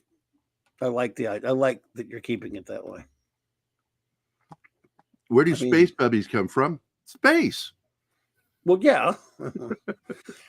I mean, I love a good black and white comic. I mean, only time I don't like it is when the comic was originally in color, usually, but even then sometimes. But there was a time, there are some people that won't read or watch anything in black and white, which is asinine. Well, my favorite version of the Blade Runner movie tie-in comic, Al Williamson was one of the artists on that, the main artist. Yes, and he was. They put out a trade paperback novel size, the small one. Mm-hmm. Yep. What is that? 4x5 or whatever that is. Yeah. And it was black and white, and I love that because I just got to look at his artwork. And it was abridged too. They was chopped up, abridged. But yes. Well, they altered the panels. Yes. It's all in there. Marvel did that with still all in there, but they altered the position of the panels, page to page. Yes, but I still like it a lot. I got the super special of that had this great Steranko cover. Oh, that was beautiful. Yes. It's such a weird Steranko cover, but I do love it. What I hated about that was Marvel's super special was always magazine size, but then when they did the Blade Runner, it was comic book 8 by or whatever. It was the same size as regular comic. Then they did a regular comic with Al Williamson covers though. But yes, it was. I love his Empire adaptations and his His Jedi adaptation, he didn't do all the art on that. His Flash Gordon adaptation is my favorite work he's ever done as a movie adaptation. It was an adaptation of the Dino Flash movie with Sam J. Jones, and it looked just like his old Flash Gordon strips. My favorite of his books was The Empire Strikes Back, which he did with Carlos Garzón, who was great. Yeah, I fucking love his work. He's still alive, and he's somebody I would really like to meet one day. Oh yeah, he did a lot of stuff in the 70s. He was prolific in the 80s, dude. Yeah, well, back in the 70s, that was when there were a bunch of these. I don't know. I'm not saying he was one of them, but there were a lot of Filipino artists that came over that worked for Marvel and DC for dirt cheap, and they did. A lot of them, like a lot of those guys, Alfredo Alcala and Rudy Nebres, and a lot of these other guys are just really pretty good. Pretty good artists. And good night, Penny. Yeah. Oh, good night, Penny. Have a good night, sweetheart. Good to see you. Hey, Mark D, if you're out there, dude, you need to have a talk with your Giants. They're seriously hurting their high draft pick choices. Picks again because they won tonight. Sorry, I can't believe I'm being sorry that your team won. You should be happy. To hell with the draft pick, man. You're not going to be high now. We're picking high now. It looks like. But yeah, Williamson was great. Let's see, Steranko, the comics guy, did a lot, but Steranko did a lot of black and white work. Yes, I follow Steranko still. I love that guy. Yeah. Now the other thing that made me annoyed, I was at Dragon Con one year, and I was waiting in line to talk to him at his table, and he will sit there and talk to the person in front of you for like an hour, not even acknowledge you. And I'm a big dude to miss, and he just kept talking. And I was like, you know what? I just didn't wait anymore after about 40 minutes. It was a shame, but I still love his work. And I love his, did you ever see his Outland adaptation? Yeah, I have it. Oh, I have that one and the Alien graphic novel. By Walt Simonson. Yeah, I always meant to get that Outland one when it was in bookstores at the time, and I just didn't pull the trigger. I wish I had. It's both published by Heavy Metal. Yep. Beautiful stuff. Beautiful, especially the Outland one, man. Love me some Steranko. I do have both of his editions of the History of Comics, the Steranko History of Comics. Mm-hmm. So he's one of the few of the old. He's got that old book. School that's still with us. Heath has that book. Yeah, they did two of them. They were big, gigantic format, like floppy-ish, but like real, like bigger than Treasury editions. And I still have both of those, and they have a slipcase version. So yeah, great stuff. They did hardcovers later, I think. So yeah, love him, love that guy, and he's one of the few of the greats that's still left. I mean, all of them are leaving us. We lost Neil Adams last year, George Perez, Tom Palmer, John Romita. Oh, man, we lost so many just last year. And yet Alan Moore's still alive for some reason. Alan Moore's crazy. Hello, dead man. I cannot stand that guy. I was asked, was there any writers I would never work with? And I said, yeah, Alan Moore. I would never work with people like him. Loved a lot of his work in the 80s, but he has gone absolutely nuts. He can have his opinions and all that kind of stuff. What I can't stand is he comes out and he goes after fans rather than just saying DC, because being pissed off at DC and Marvel, I get it. But he trashes fans. And it's like, yeah, shut up, dude. My big issue with him is he acts like he created stuff when he wasn't. He was taking other people's things and putting them in different formats. Exactly. And doing it well. Doing it well sometimes. Clever. But he never created anything. He was an innovator, not a creator. Yeah. Yeah. So I always had, and I didn't like the way he treated his artists. Adams included. I've heard he didn't treat Dave Gibbons, Bissett Tolman. I haven't heard him too much with Gibbons, although I haven't heard anything about that much, but I heard about the way Steve Bissett and Rick Veitch, and I think even Tolman, they couldn't stand him. So yeah. And even though he gave Gibbons the money for Watchmen because he didn't want it. Oh, but he wanted to be praised for having done that. Even though he felt that he owed him. but he hates Watchmen now. So I mean, it's like fine, hate your book all you want, your own comic if you want to, but but again, he doesn't want the money. Well, and that's fine. But hey, did you see what he said recently? He was fine first giving it to the artist. Now he wants DC to take that money that they have to pay that they pay for like Watchmen and other things. He wants them to give money to BLM. Like you are total nut.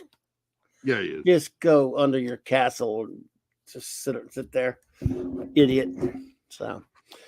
Yeah, and his sources are easily notifiable too. Like I said, I love Watchmen and some of his other deconstruction stuff, but he ripped a lot of it off from a book called Super Folks in the 70s. The Swamp Thing was great for a while.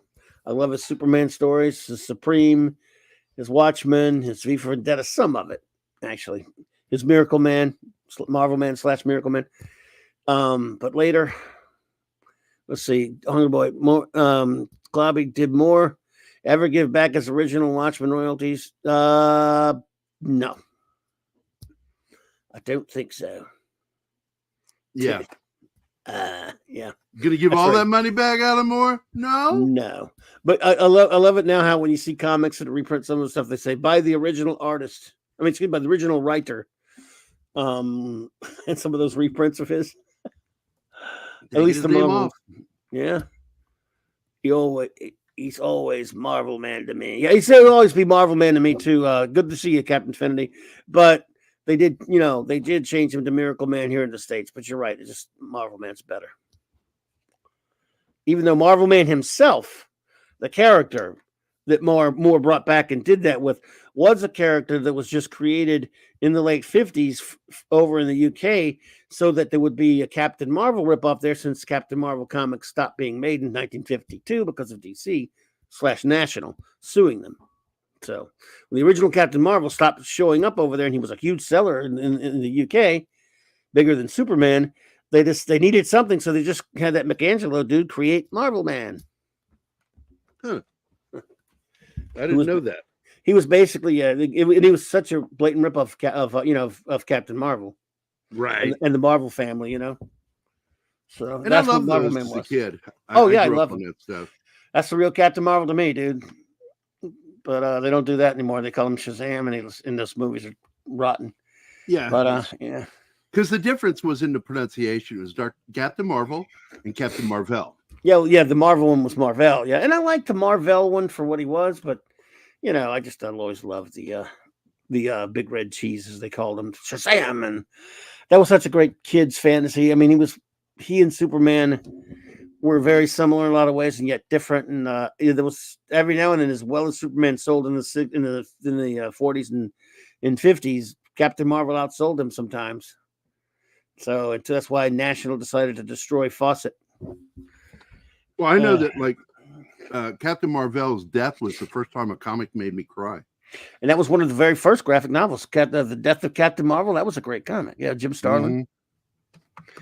Yeah, that was I remember we ordered a whole bunch of that at the comic shop I was running, and there was a warehouse fire, it was a printer house fire, and something like 20,000 of those burned up, and so it made us have to wait for the order a little while. But yeah, that was a great book. And again, it was Marvel's first graphic novel and one of the earliest of actual real graphic novels. Right. Not first, but it was up there. I mean, Gil Kane's His Name is Savage was probably the first. By the way, I noticed that you had one of my favorite comic publishers from when I was a kid, Gold Key Comics.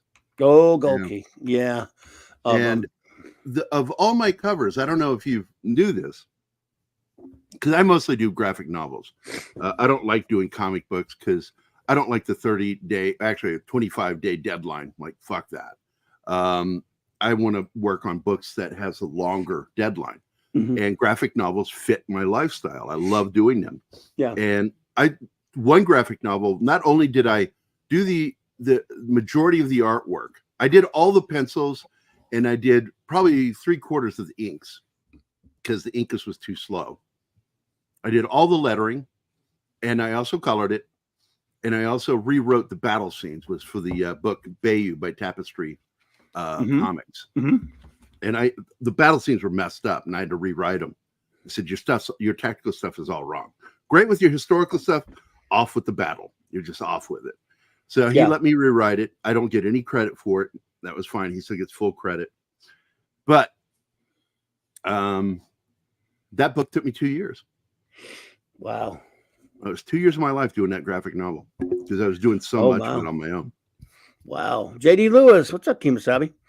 You know, it's interesting. You talked about how you kind of just got away from actually the floppies and like to do the graphic novels and that sort of thing. Yep. I've always been, you know, like I said, I was in the business all throughout the 80s and the 90s and stuff. And a lot of my dearest friends are collectors. So I absolutely respect collecting. And I still have a bunch of, I switched everything from long boxes to short boxes because it was so much easier after a while. I still like collected a lot of that stuff and still bought floppies. But still, if I really loved it, I would want the trade later or the hardcover. But I know some people. We got a good Loki and I got a good buddy of ours, and we love 24/7. He's a sweet dude. He's a good dude. Yeah, but he's a big time about the collector. You know, he loves the collecting. He doesn't. We trigger him with the when we talk about like getting the trade, buying the hardcover, buying the omnibus or whatever. He doesn't like that. He wants the originals, and so we've gone back and forth joking with each other. But one of the things that he's got me thinking about with that is, you know what? When these comic books were first printed, the paper they were printed on was what was best available to the publishers at the time. Newsprint and what have you. By the way, I still love a good old newsprint comic, but what I'm saying is what's more important to me is that it is preserved. Now, I don't like it when they take some of these trades and recolor some of the shit. They do. Like, I love an omnibus, but sometimes these omnibus, they'll take like the Kirby Fourth World omnibus that my friend Sean has, for example. We're reviewing it, looking at scans of the old comics. And looking at old ones, he's looking at this new omnibus, and they recolor some shit sometimes, which aggravates me. But for the most part, with modern coloring, yeah, and I don't like it. And they did that with him. They used to do it with their early Marvel Masterworks. But what I'm saying is basically preserve things. But the most important thing is that these comics these stories live on, no matter how you have to preserve them digitally, reprints after reprint, whatever they are. You don't. It's great to collect the originals if you can afford that. I think it's fantastic. It's not something I ever did much for myself, but because what means to me the most is what that artist, that writer, those people came out of their heads and went onto a page. And however it must endure, it must endure. And I don't want it changed or fiddled with, but I don't mind that it's reprinted a million times because it's just like a TV show shown a million times or a song played a million times. It's that art that's lovely. Yes, of course, we have great paintings in art museums and stuff. Having that original, is worth bazillions of dollars. All that's fine and good, but we still get to see pictures of that art everywhere as well. And I want comics to be that it's the art, it's the story that matters. Mars Monkeys Max, welcome. So that's what means most to me. Yeah. And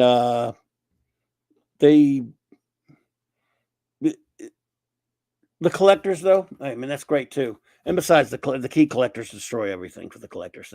Hey, Dave Sam, what's up, buddy? Good to see you, man. By the way, I shared a link with you if you want to down below. If you want to put me up on screen, I can show you my website, my personal website. Shows off my artwork. Where's it at? Where's the link? It's down below. I'm sharing my screen.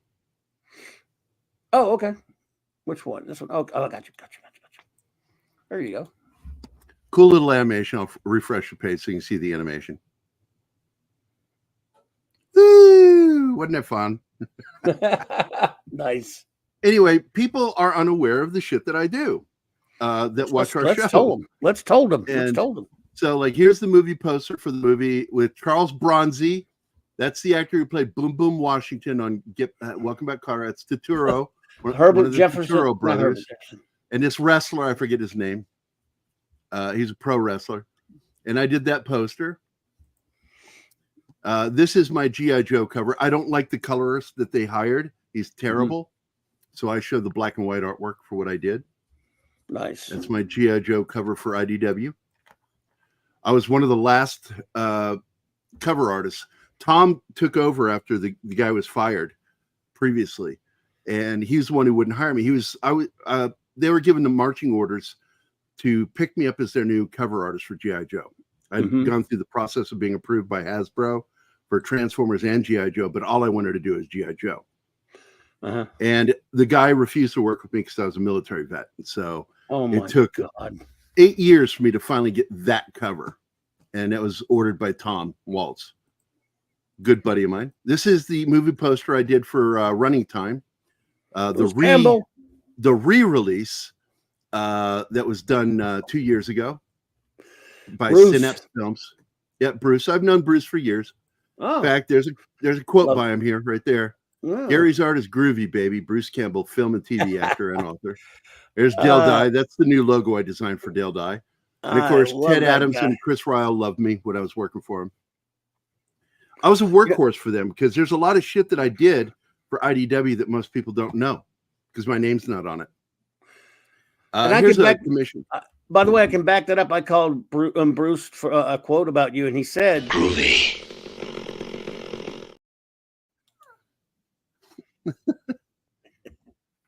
I'm one of the few people that's messed with him in real life. I'm a big fan. And then I would shit on him for saying it. Yeah. But here's my William Shatner commission. Yeah, the one and only captain, the greatest captain of them all. Yep, my favorite. The cover to Transmission that Richard Bonk and I did together. There's Richard Bonk and Gary Kissell. Nice. And I did some of the artwork. He does most of it. He's penciling and I'm inking on it. And we got half the book done. That'll be the next campaign we do. But this has to be successful. We got to be able to finish this book, Vindicated Inc. Some more of my poster work. This is the original 1997 pinup that I did for the movie Running Time. Nice. I was commissioned by Josh Becker, the filmmaker that directed it. And Bruce liked it a lot. I've never but seen here's that some of my other I need posters. to see that. I need to see that. I've never seen that movie. I've never heard of it. This is my first movie poster right here I ever did. It was a VHS copy or cover for the movie Beyond Sanity by Salt City Video. They're a legitimate company out of St. Louis. All right. They do horror. This is one of my favorite paintings I did for Dale Dye's book Outrage. Wow, nice. That's beautiful. This is the cover I did for Liberator for Blue Water Comics. And I did all the interior artwork too. Why does that face look familiar? That's Lou Ferrigno. That's why it looks familiar. I just didn't want to say it until you confirmed it. And I can go to my comic and art illustration and I can show you some of the internal art from that comic. Woke Breaker, what's up, brother? Hey, Courtney. Look at Courtney. All right. Good to see you, dude. Hi, Court. Courtney's a sweetheart. We love you, Courtney. It's in here. Hold on. I'll find it. Yeah, here it is. Here's some of the internal artwork from that comic. Nice. Oh, man. And that's Don the Dragon Wilson. I became friends with him.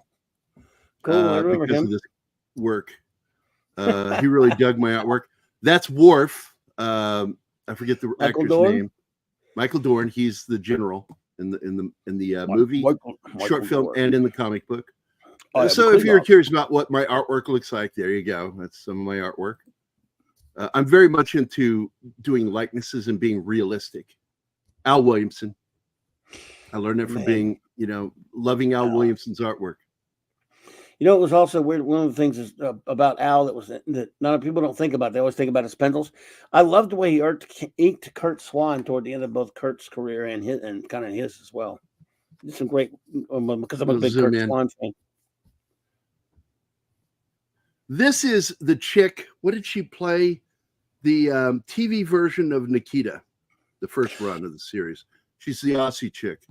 Oh, okay. Yeah, I know who you're talking about, but I can't remember her name. This was a lot of fun doing this book. Nice. But I don't like doing floppies, and that's what this was. And I said, I'll do one. I'm not doing any more. Yeah. So I finished that one. Here's the cover to my code word, Geronimo. We are the recipient of the 2013 Military Writers Association or Society Bronze Award for a graphic novel, the first graphic novel to ever be awarded a Military Writers Award. Wow. Nice. And best-selling author, New York Times best-selling author, John Del Vecchio wrote the afterword. But I'm a badass artist. I know I am when it comes to military stuff. Damn. I think I'm okay in other departments. So I there's our envy show. those who can draw. I envy those who can draw. I wish I could. I really do. I'm glad you don't, because it's less competition. Yeah, but I wouldn't be any good at it anyway. If I did, I'd be like some of those crappy artists of the 70s. Like, I'm sorry, I was about to take a shot at D-Bud. Just kidding, D-Bud. I'm not going to make fun of George Tuska. Can I make fun of Frank Robbins? Frank Robbins?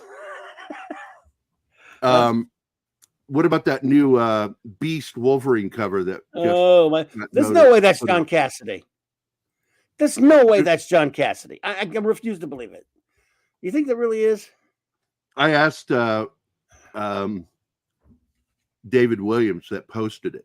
You know, Dave Williams from Batman and all that shit. Bass Reeves. I said, did a child draw that? That doesn't look right. It's so ugly. D-Bud, man, dude, I did not make a Tuska joke, buddy. There you go. We like Tuska.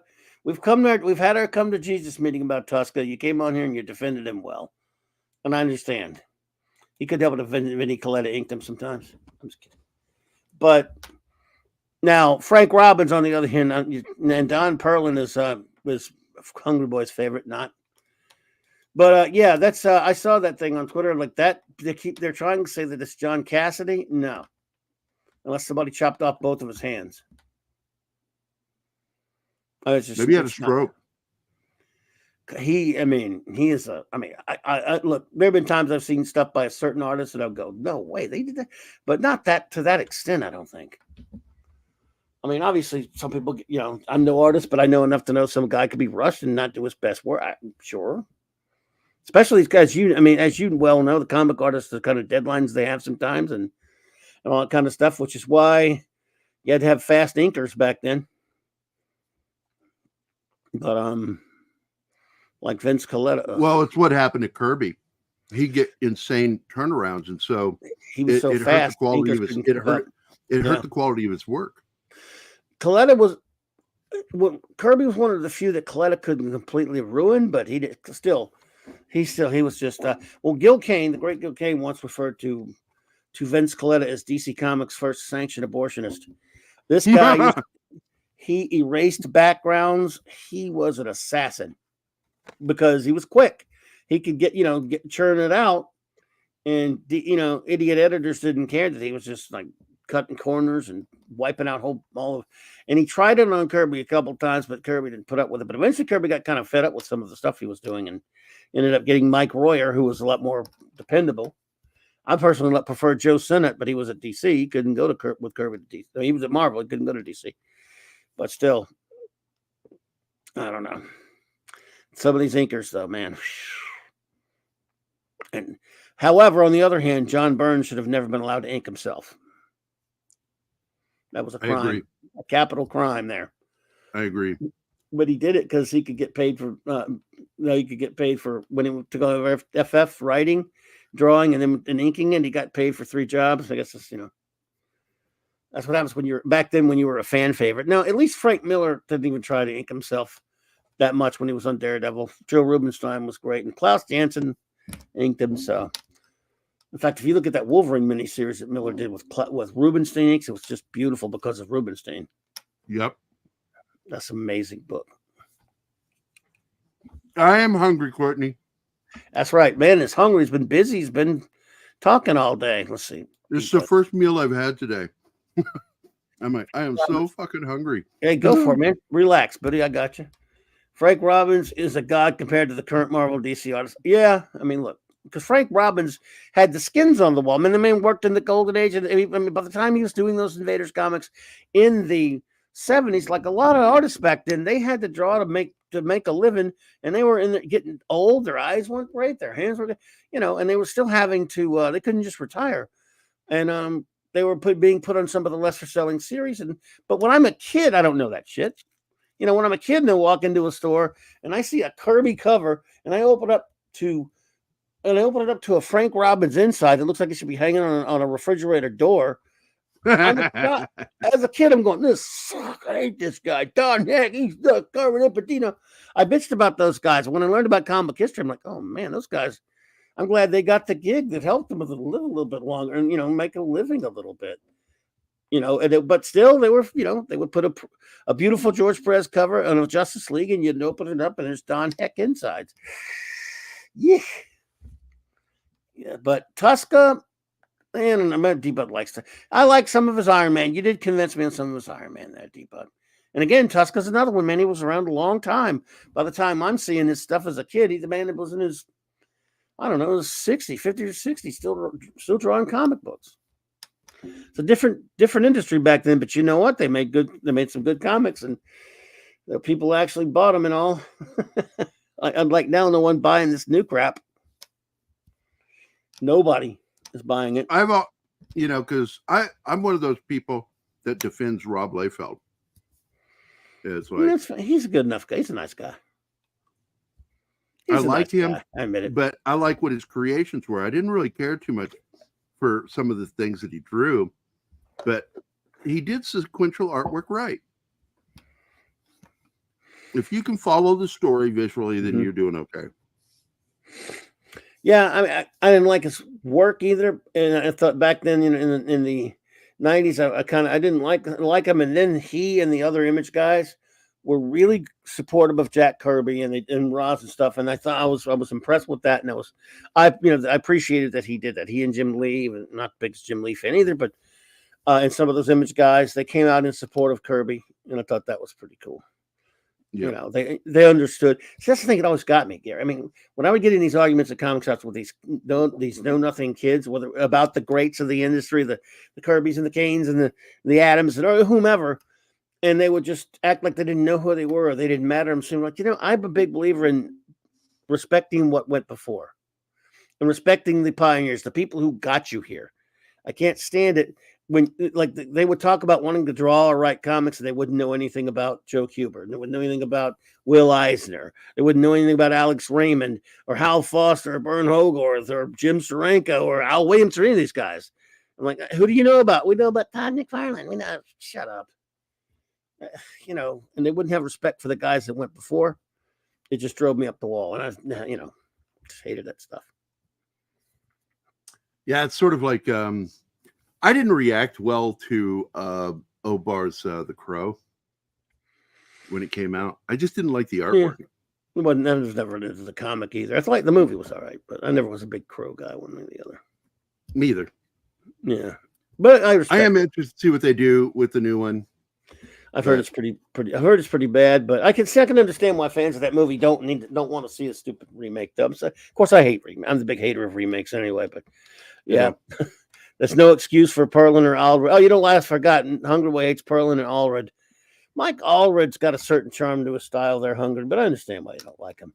Liefeld gets made fun of for his can't draw feet. And he draws about 4,000 teeth in a person's head. Feet, chests, and waistlines. Yes. Yeah. But what about teeth, though? Do human beings really have like 70,000 teeth in their head? Man, this dude, I don't know, man. He draws some big ass mouths, man. Oh, good Lord. Perspective's another thing, because again, not being someone who doesn't know art, there's one of those famous pages where Shaft or whatever, his character standing up across the room from is this big gigantic log on fire. That, of course, I guess perspective, it's a cigar he's thrown up on the ground, and it looks. Oh boy, it's just, I don't know. Hey, what do I know? He made bazillions of dollars, didn't he? With his little sweatshop, drawing all of his little comics for him, and he would like draw a little. But you know what? I've seen him. I actually he was nice to me at a con in '94, and I was nice to him, and that's all that really should matter, right? Nice people, he's a nice guy, whatever. As opposed to based, and that's one thing I like about him. Well, I was even nice to Gary Groth. I got along with him. Yeah, he was nice enough. I even got along with Harlan Ellison, so there you go. If you know, I wouldn't have got along with him. I didn't think I would, so I didn't talk to him, and he called me over. I was standing like 10 feet, 50 feet away from him, and he called me over to talk to me about something. I'm like, uh-oh, here we go, Harlan Ellison. And he was nice to me. I was like, just started a conversation up with me. It was strange at a con, but again, do you remember? Well, a good friend of mine there had went there and talked to him, and he had his young son with him. And Harlan's like this at this point, some goofy old uncle, right? So he starts messing with his son, threatening to beat him up, playing with him and stuff. And his son was like smarted off to him. And he walked over and he saw me talking to my friend, and they walked away. He said, "Hey, man, come over for a minute." He started asking me questions about him and stuff. And I'm like, I love Harlan Ellison, but if he pisses me off, I don't know, we could get in a big argument. And, quite frankly, I don't know what I would do. But then I realized he's like 3 feet tall. I mean, he'd be scared of me. I'm a big dude. So he was nice. But, we had an interesting conversation. And I was like, that's Harlan Ellison. And he didn't try to piss me off or anything. I'm almost disappointed. I always will have a beef with him, alive or dead, or what he tried to do with McCoy on Star Trek. Like, you don't get to kill part of the holy trinity of Star Trek.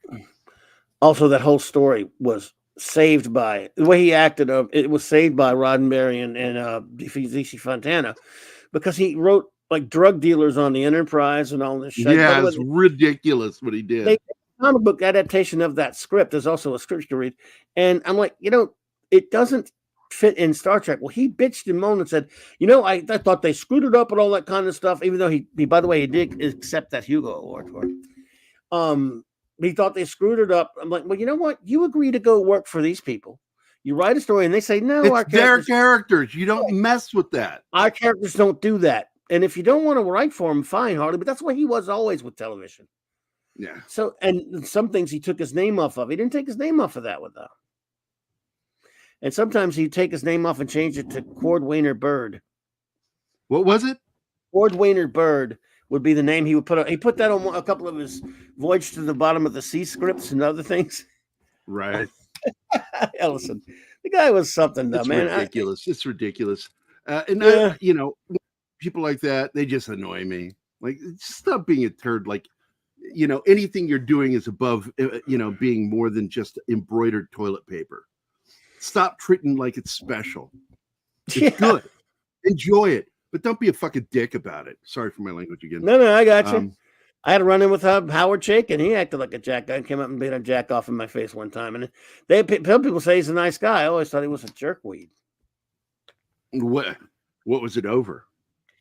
He started it. I was standing there. This was after a panel at a con in Mississippi in 1985. And we were at his panel. I didn't say a word to him. And he's up there on the stage.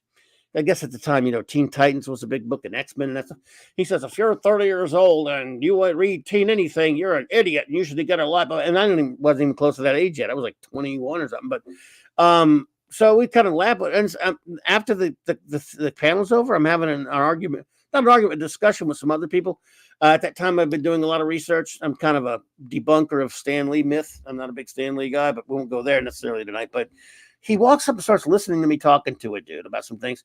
But the whole credit argument between Kirby and Lee, Kirby and Lee and Ditko, that sort of thing. Right.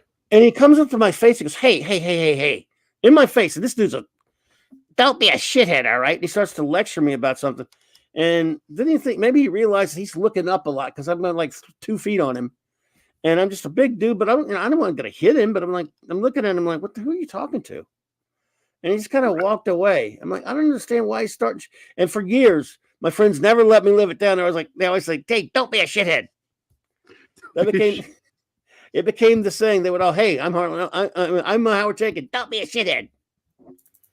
Yeah. So again, why me? I didn't even do. And at that point, it was pretty good because one of my friends said, that's usually the time you like step on somebody. Or I said, yeah, I'm going to get kicked out of a con for that little twerp. I don't even know what he's bothering me for. I didn't say anything to him. So screw him. And he is an abrasive little. A buddy of mine worked for him, did all of his backgrounds for him back in the 80s and stuff. Because he couldn't even do his own backgrounds and inking. Yet he was uncredited. My friend was. Yeah, so he's a phony. He's a big fat phony. Yeah. Somebody asked a question. I think it was Hungry for a Real Super Scroll Marvel. Asked a question about my inking process. Okay, let's find it. Where was that? Was it a while back?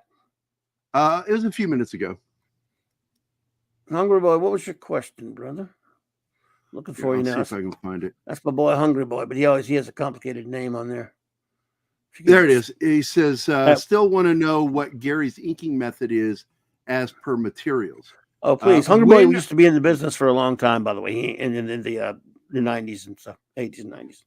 So go ahead. I back in the 80s in particular, I did a little bit of comic work for some small indie comics, but I didn't see a financial future in it because, and I got a really wonderful letter from Denny O'Neil, handwritten. Oh, wow. Marvel, when they reject you, they just send you a form letter. Fucking Denny O'Neil wrote me this personal letter, and it was so nice, and loved my work, but I didn't want to move to New York. And the only way to work for the big two was to move. You had to move there. Yeah. And I'm not moving there. I've got a kid, you know, I've got a wife and a kid, and I'm not going. Yeah. And it was, and so he wrote me this really wonderful letter. I kept it for years. Finally lost it about a decade ago. It was in one of my cases that got destroyed in the fire when I lost my studio, and broke my heart because I talked to him. I got to talk to him a lot over on Facebook, and we would chat every once in a while. And you know, he remembered writing the letter, but he couldn't remember the artwork or my name. He said, "I remember writing that, yeah," and because what he said in the letter, and I repeated back what he said, and that always meant a lot to me that something like that happened. But I was not going to work for the comics because I had responsibilities. So I took on magazine work. I would draw for magazines, and then I joined the Army. I was mid-career and I quit. I was like 26 years old, about to turn 27, and joined the Army. And did that for a little bit, and then eventually did some Star Trek artwork for some actual commissioned Star Trek art for FXM that was published. I am still to date the only commissioned artist to ever depict battles from Star Trek. I did the painting of Narendra 3, Battle at Narendra 3, and I did the Battle at Wolf 359. And nice. I'm very proud of those pieces. And I was still in the Army when I did those. And then when I got out to raise my kid, I started doing other stuff, did a lot of commission work, did a lot of Star Trek artwork for fans. They saw my work and were like, "Would you paint Data? Would you paint Worf?"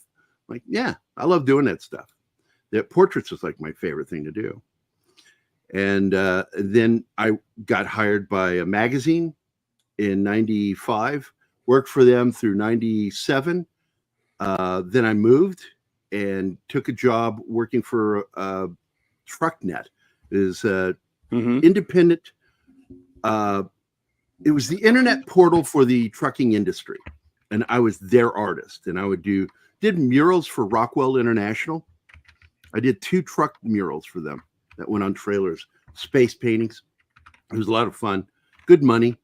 I did that and worked all the way through 09, and the industry, because of our president, took a dump, and we went into a recession, and the first people to go are creatives because they could freelance that out. So I became a freelancer, and then Tom Waltz from IDW came and knocking. Want to work on the A-Team? Chuck Dixon? I'm like, hell yeah. First gig, Chuck Dixon, A-Team. Nice. And that was fun. Chuck Dixon's awesome. Led to an embarrassing moment at the movie theater when we went to see the movie. My daughter was like still young, and she's like, "You should let him in for free. He worked on the comic book." No, yes, I did, but no, I'm going to pay. So was this an adaptation of the film, or was it just based on the It was a TV show? tie-in. Tie into the film. Okay, gotcha. Yeah, it was a separate story that it was sort of like a prequel. I guess that's the way to put it. It's a prequel comic of what was going on before the events of the movie. Yes. Oh, I got you. Everyone, by the way, I'm here. We'll continue and put the link in there again, of course, but it's pinned at the top of the chat for Gary's page, so you can go. Please check out and support Vindicated Inc. I'll continue to keep that flowing in the chat there, of course. Yeah. So my inking process was I started out using a rapidograph. I like rapidographs. I don't do the feathering. I was never interested in doing the feathering. Some of the feathering I do would just be lighting up on the pen as I did the lines. I was more of like Frank Miller's stuff and Mike Mignola. I like the starker inks, and I like dark shading and just hints of something coming out of the darkness. That's just my favorite way to draw. Yeah. But I stopped inking with ink in 2010. When I went to work for IDW, I started working digitally. And Graham's even followed me, Graham Nolan. He pencils for real and then inks digitally. And I find I have better control through inking through Photoshop. I was using what was that anime manga software for artists? I forget the name of it. Manga something, I think. God, I can't remember the name of it. It's very good because the inking is vector art. So you can scale it to any size. It never loses clarity. But Photoshop, the brushes got better and better to where I just started just inking in Photoshop. And I refer to it, I jokingly refer to it as going green. It's like, I went green in 2010. I'm so full of shit. I'm always doing that, turning things into something it's not, just for shits and giggles. Of course. I'm amused by it. And you're creative, of course. That's why. Yeah. That's cool about well, you were talking earlier about Denny O'Neil, though. He was an awesome dude. I mean, very nice guy. See, there's a guy, and I've read a lot of interviews with him. Of course, read a lot of his comics. He's the kind of guy. He was a hippie, a classical liberal. In multiple interviews. He was the kind of guy. He said the problem was he didn't hate people because they disagreed. And he would say, "Look, man, I don't know everything. You know, maybe I'm wrong. I mean, you said maybe I'm wrong in my beliefs. I have them." But he says, the kind of guy you want around is the guy that can get that damn engine started when you have to get away from when you have to go when the apocalypse happens. You know what I'm saying? He's kind of a down to earth guy about it. And he screwed up when he first started. Liberal. Yeah. If you remember, he screwed up some of his writing because he went too liberal with it. He did. And it hurt the cells, so he changed the way he wrote. But I mean, Hard Traveling Heroes. My favorite writer was Denny O'Neil back when Detective Comics, man. Yeah. His Batman was the best. He was great on that and The Question. And his Hard Traveling Heroes that he did with Neil Adams the dialogue is cringy hippie stuff, but the art's beautiful. So some of the whole run is classic for that. And it's got some of the, he was younger though, but it's got some of the cringiest hippie crap you ever want to see, but it's kind of, in a way, it's still kind of endearing. It's funny. And Mexican Iron Man and Iron One, they're supposed to review that just for the fun of it, but man, that's going to be crazy. I love Mikey. We love Mikey. And he's a YouTuber. He is now. He can try to deny it all he wants. Here you go. I'm going to share my screen again if you'll share it. This was my Bravo. This was my MOS. It's the name of my studio, 91 Bravo Studios. Nice. And if you can look at the artwork, that is medic putting an IV in a soldier. So there's the answer to that question, because I know our Muslim uncle was repeating the question. I saw it previously, and I meant to get back to it. Oh, okay, good. And who was it? It was it Reed? Who said it? No, Garrett. Mars Monkey Max asked what my MOS was, and that was it. If I'd stuck around one more year, my MOS would have changed to 68 whiskey.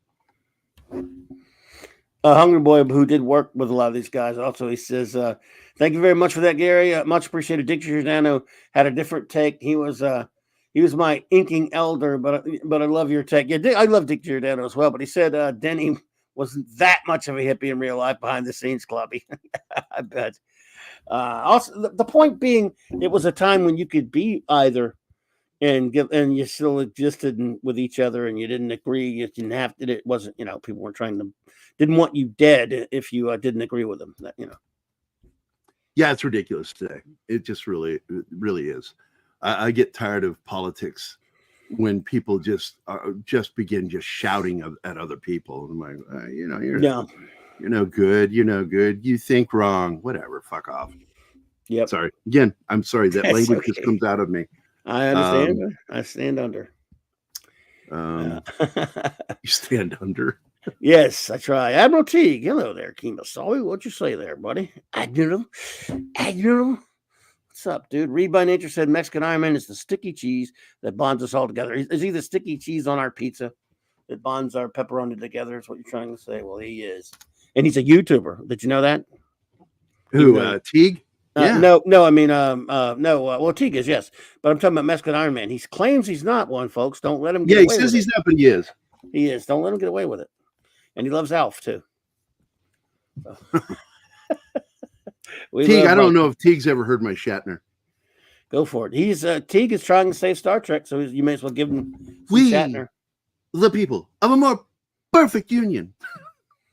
We, the people, these words mean nothing if they are not for everybody. And just for that, you've earned this. I have had enough of you. I have had enough of you. I love that scene. I love that. Krug. I love that movie. Commander Krug. But this case, it's Wesley. So yeah, Wesley. Even better. Shut up, Wesley. Yes, hell with Wesley. There you go. There she is. Yes. I hate Wesley Crusher so much. So, yeah. I've never wished death on anyone before. I love that movie, though. I love Trek 3. I think it's underrated, especially the scene with it. I mean, even though I was mad at him for blowing up the Enterprise of the 15 times I went to see it in 1984, but that scene when, my God, Bones, what have I done? What you had to do, what you always do, turn death into a fighting chance to live. Classic. Yeah, he slaps somebody with the document. Yes, I remember that. And he does the thing with the back of his hand. I love that. I love that episode. I watch it every 4th of July, man. Patriotic things. It's one of the other things I'll sleep to is Star Trek. And sometimes I'll just put Star Trek on a loop until it finishes the series. And during the night, and I'll sleep to Star Trek. Yes. Well, it's a good thing. Yeah, I mean, it's I consider it comfort food for the soul, the original Trek, you know. Yeah, it's like I like to confound people my political views. They'll go, "You're conservative." I said, "I'm against capital punishment." And I go, "What?" I'm against capital punishment. Yeah. He's more for small letter punishment, not capital punishment, just to let you know. I believe in corporal punishment. Spank the shit out of them. No, I believe that I hear you. Capital punishment is in a system that's not perfect. It's a dangerous way to go. Yeah, it is. It's if they get caught committing the crime, caught in the act, admit to it, then I'm like, shade of gray. I will back away and go, do what you're going to do. But if there's a chance that person may not have committed that crime, that's where I've always been. Do not kill them because more evidence may come forward later. That's what prisons are for, people like that. Not Billy Bob, the local, hash and weed dealer. Prisons are made for hard freaking criminals, killers, rapists. It's that hilarious scene in Naked Gun where they were cleaning. Frank was cleaning out his thing. Just, hey, what? Oh, look, it's the evidence Frank on Drebin. The whatever case. Yeah, the evidence on the other case. It was behind this thing. Oh my God, he was innocent. He went to the chair 2 years ago, Frank. Oh shit! I love that scene. I love the Naked Gun. I love the TV series. TV show's the best. Police Squad. It's the best one. And then they did the Naked Gun movies from the files of Police Squad. And they repeated some of the jokes. TV show was the best one, but I did like the first movie. Yeah. Second one, the third one. The first movie had gags from the show. Like when he's talking to the giant. It did. He says, "You got a little something on your face." Oh, and no Al the other side. The other side, and you see a whole half a banana drop to the desktop. First one, chunk of banana can't be topped. The TV show can't be topped because it has Shatner, and it has starring William Shatner. He gets shot, and then he drinks poison. Reed's a Brit. He's a limey. Well, we like our limeys around here because I'm a big Anglophile myself. I love Doctor Who, even though it's been destroyed. So I love me a lot of British entertainment. That too bad, like American entertainment's being destroyed as well, unfortunately. Ah, man, it's all being destroyed. Well, R.I.P. Doctor Who, Star Trek, Star Wars, name it. That's Marvel, DC. There's nothing left. Nothing Yeah, left. buddy. So All of it. Vindicated Inc. is because I know we need to be wrapping up. It's Oh been yeah, 2 yes, hours. yes, indeed, buddy. I know you're tired, so man. Vindicated Get Inc. moving. is in dire need of more contributors. Yes. If you guys feel that I should do some more tiers, that there's some tiers that you would be interested in, let me know, please. I want this to be successful, and the only way we're going to succeed is with guys like you helping us, guys and gals like you. And this is an important book, in my opinion. It's not just because it's mine; it's because of what it talks about. Yes. And it is still an action thriller. When Shane Moore wrote his script for the book, which I just threw out, he wrote a talking head script, and I'm like, dude, you're killing me here. You're killing me.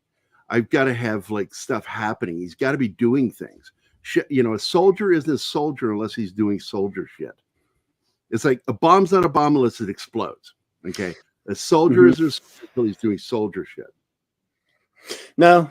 Hey, Mark D, what you doing, dude? Your Giants won. I ain't sorry. I can't believe I'm saying I'm sorry. Ezra Goldstein, shalom, buddy.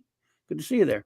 But well, pop in, Mark, if you're able. But if not, nobody. You might, I don't know if you're tired. But dude, I know you must be tired doing 3 shows all day there, Gare. You nap in the middle of the day. You got a nap? I took a nap. Well, again, everyone, the link, and I will keep. By the way, Gary, I will continue to put the link in. Hey, Mark is here. Yeah, what you doing, man? Get in here. It's Mark C with the big D. Mark D with a C. I say Mark C with the big D. I know. I caught that. He's got a big D on his hat, but nobody knows what I mean when I say big D. Yeah, of course not. At least Blackadder remains untouched. Yes, read by nature it does, only because Rowan Atkinson's not a wokey woke, and they won't do it again anymore. Because he probably wouldn't be allowed. I already wanted to do it, like bring back a Blackadder and make it about trashing modern day woke drivel, but they won't let him do it. He and Stephen Fry are not into that woke drivel. I mean, maybe a couple of pinkos, but they're not into the woke drivel. Right. And actually, they're more classical liberals than pinkos. I kid them. But, yeah, it's like Keith, my partner. He's a Blue Dog Democrat, and we get along great. No. We talk politics. We don't agree politically at all, but we don't disagree to the point where it ever affects our friendship. Yeah, I got a friend like that. Like I said, even though I tell him, I said, I would name things that he would say he doesn't like. I said, well, you keep voting for it. But other than that, we're still friends. I said, we should stop voting. And that's what I said to Keith. I said, at some point, you're going to have to do like I did and leave the Democratic Party, because I left the Democratic Party when I saw it back in the 80s, what was happening. Yep. And he's tolerated it today. And I'm like, dude, a majority of the fucking problems in this country is not coming from the Republicans, even though they're pains in the asses too. Because they're not doing anything. The Democrats are doing all the damage. Larry, Cleese is he puts some anti-woke stuff on there sometimes, but then he's one of those guys that doesn't understand that he's part of the problem with his TDS. And he's a classic liberal too. And he is. He's a little TDS too much, but yeah. That's what I get tired of. It's like, come on, man. TDS. And I'm not going to go farther than that. You're so cool, and then you open your mouth and show what a dipshit you are by saying shit like that. Yeah. Mars, another one. Mars starting to learn lessons, but still he can't let go of the TDS stuff. And that's all I'll say. Everyone knows what TDS means. So, yeah. But anyway, so let's see, dude. Give some any closing words you may have to tell everybody to just about Vindicated Inc. And I'll just promise you this: I will continually put it in my chat every night and put links. And I appreciate do it, what man, I can, dude. We got to get this thing going. It's stalled at 15, and we need to get. It's halfway to paying him right now, a little under half to paying Richard. If anything, I need to get him paid. Yeah, I got you. Well, everyone, please, you've got the link up there, and I want to thank you all for being here with us tonight. Let's see, do some shout outs and show notes. Show notes first. What is today? It's Monday. It's only Monday already. Doesn't feel like Wednesday by now. I don't know what the hell. Okay, it's only Monday. My God.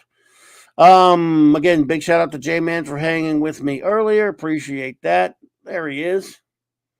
The engineer of chiefness. Hello. Mark, What's what's up, up, dude? buddy? Hey, doing good. Sorry, I was sports balling tonight. Yeah, you heard that the draft choice. Were you champion sports again. balling with that big D? Yeah. No, they played last. No, they played last night. Big Yeah. D. The big Now, Mark, D, did yeah. you hear my new catchphrase? Yes, Nick I loves did. I want that in my butt. Oh, that one. Oh, I thought you were talking about the Oh big man, D. I sent him into hysterics when I said it the first time, and then 3 more times during the show, and he just kept falling over laughing.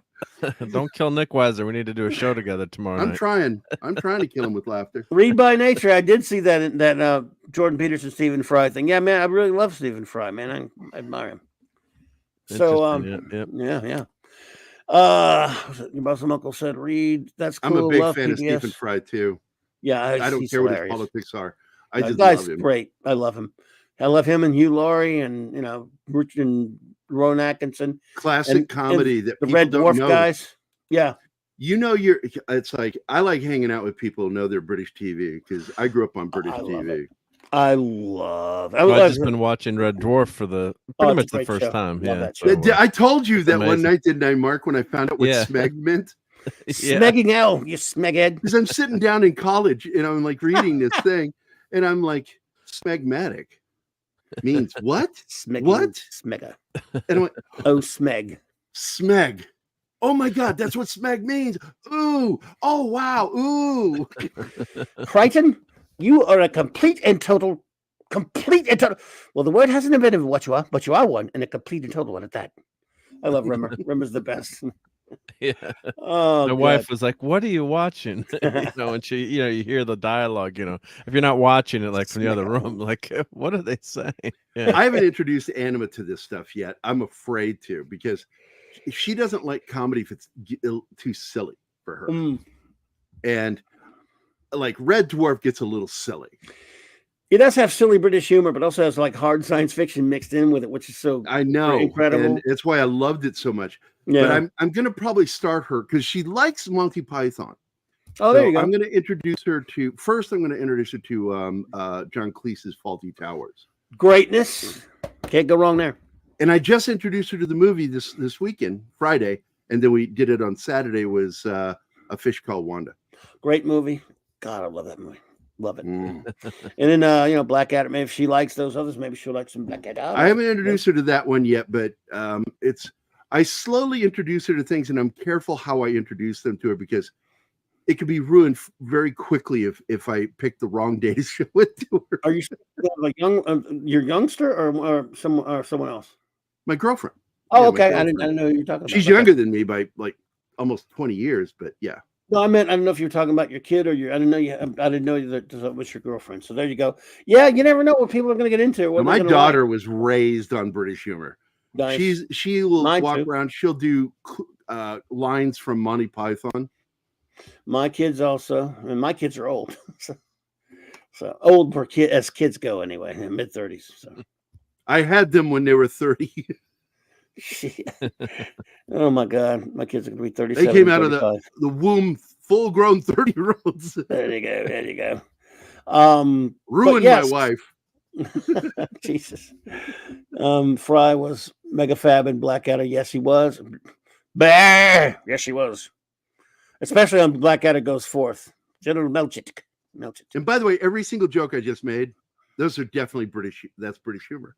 Very, very British of you. Some people do not like British humor, though. That's the thing. It's True. Some people don't, and that's why they don't get me. Yes, I love. Do you have a machine that goes ping in your office?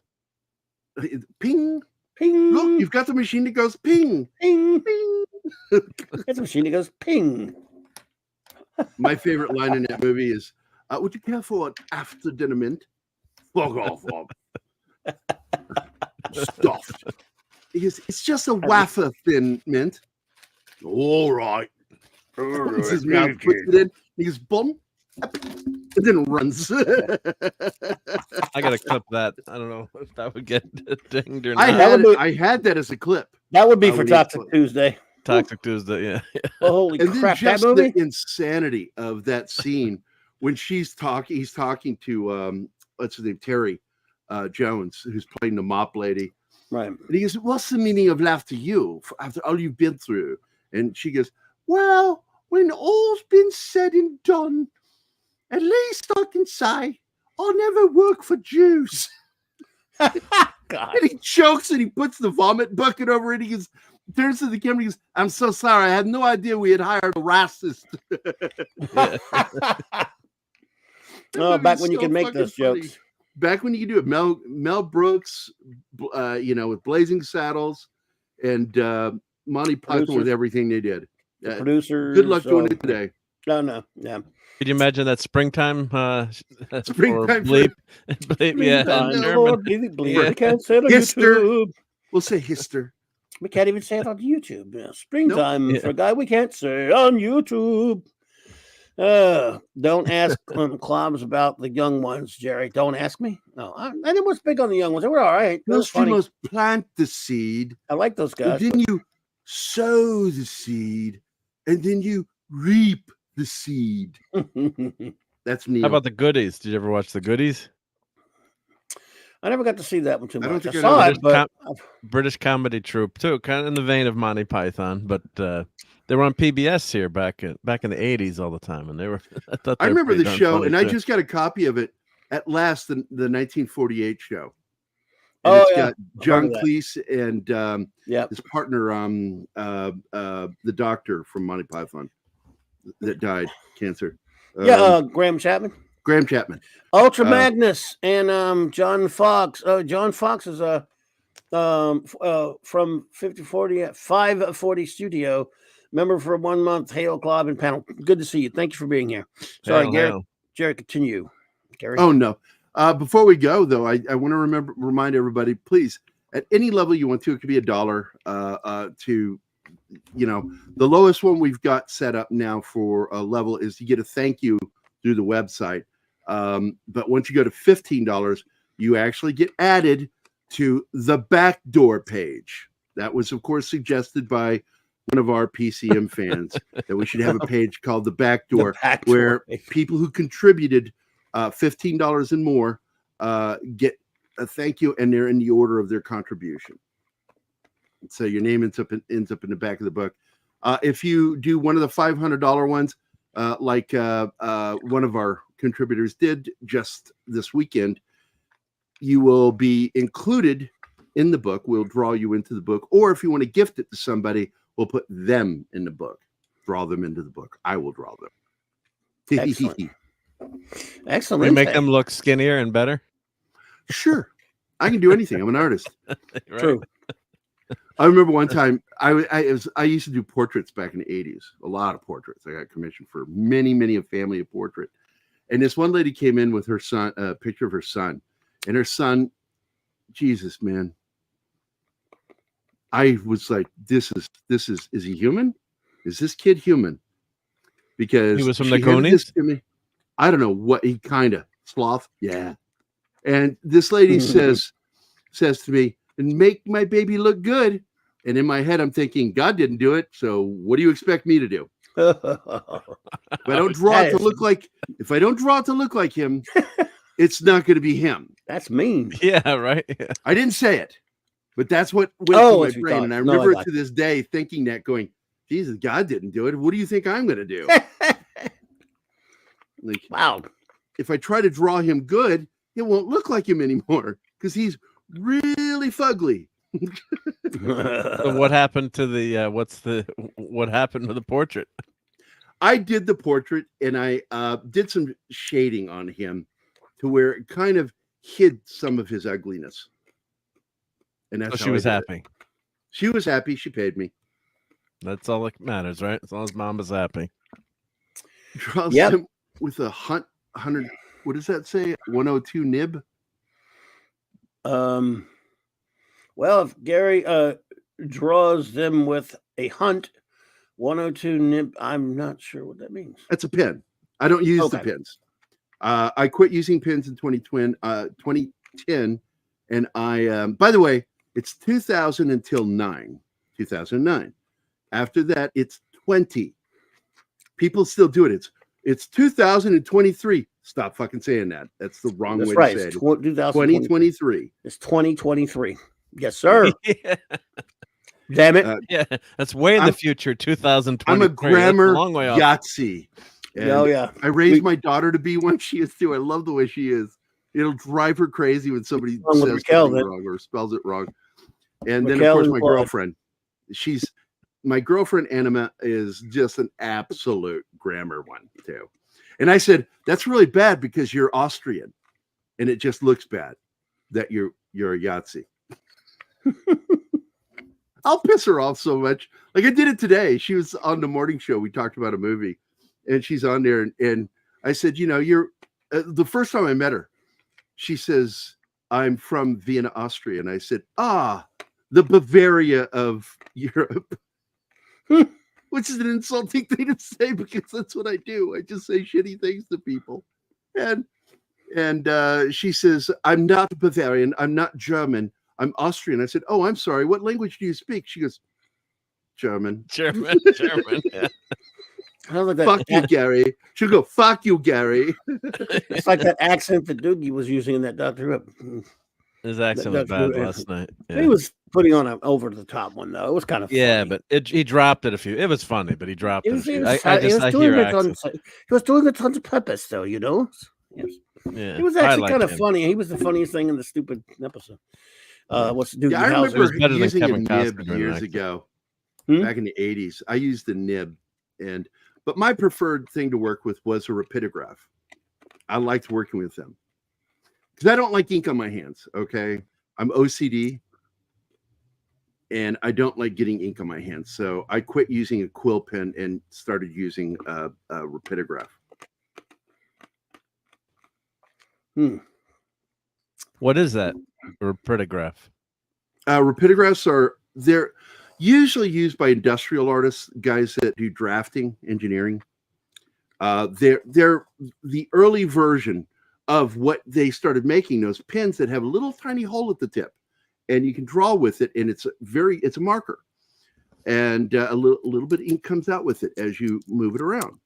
And I like those pens a lot. What's the type of pen? You have different tips for the size. You can get finer lines, and you can get the thicker, fatter lines. And I had a 5-piece rapidograph set that I worked with. Would a draftsman have used those, or just? Yeah, that's what they were made for originally. Okay. And then graphic artists started using them because they're very good. They're very good pens. They're stable. They're easy to clean.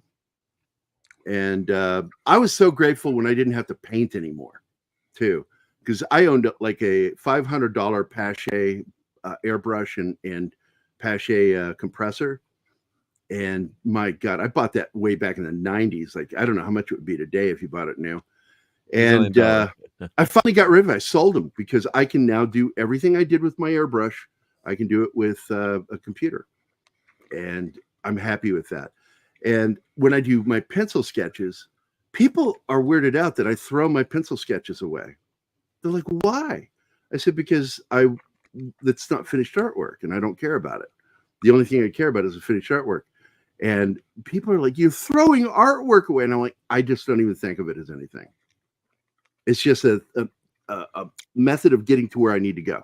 And that's all it is. And I'll throw it away when I'm done with it, because it's what I scan into the computer and start drawing it there and finishing the artwork that mattered to me. I'm weird. I know I'm weird.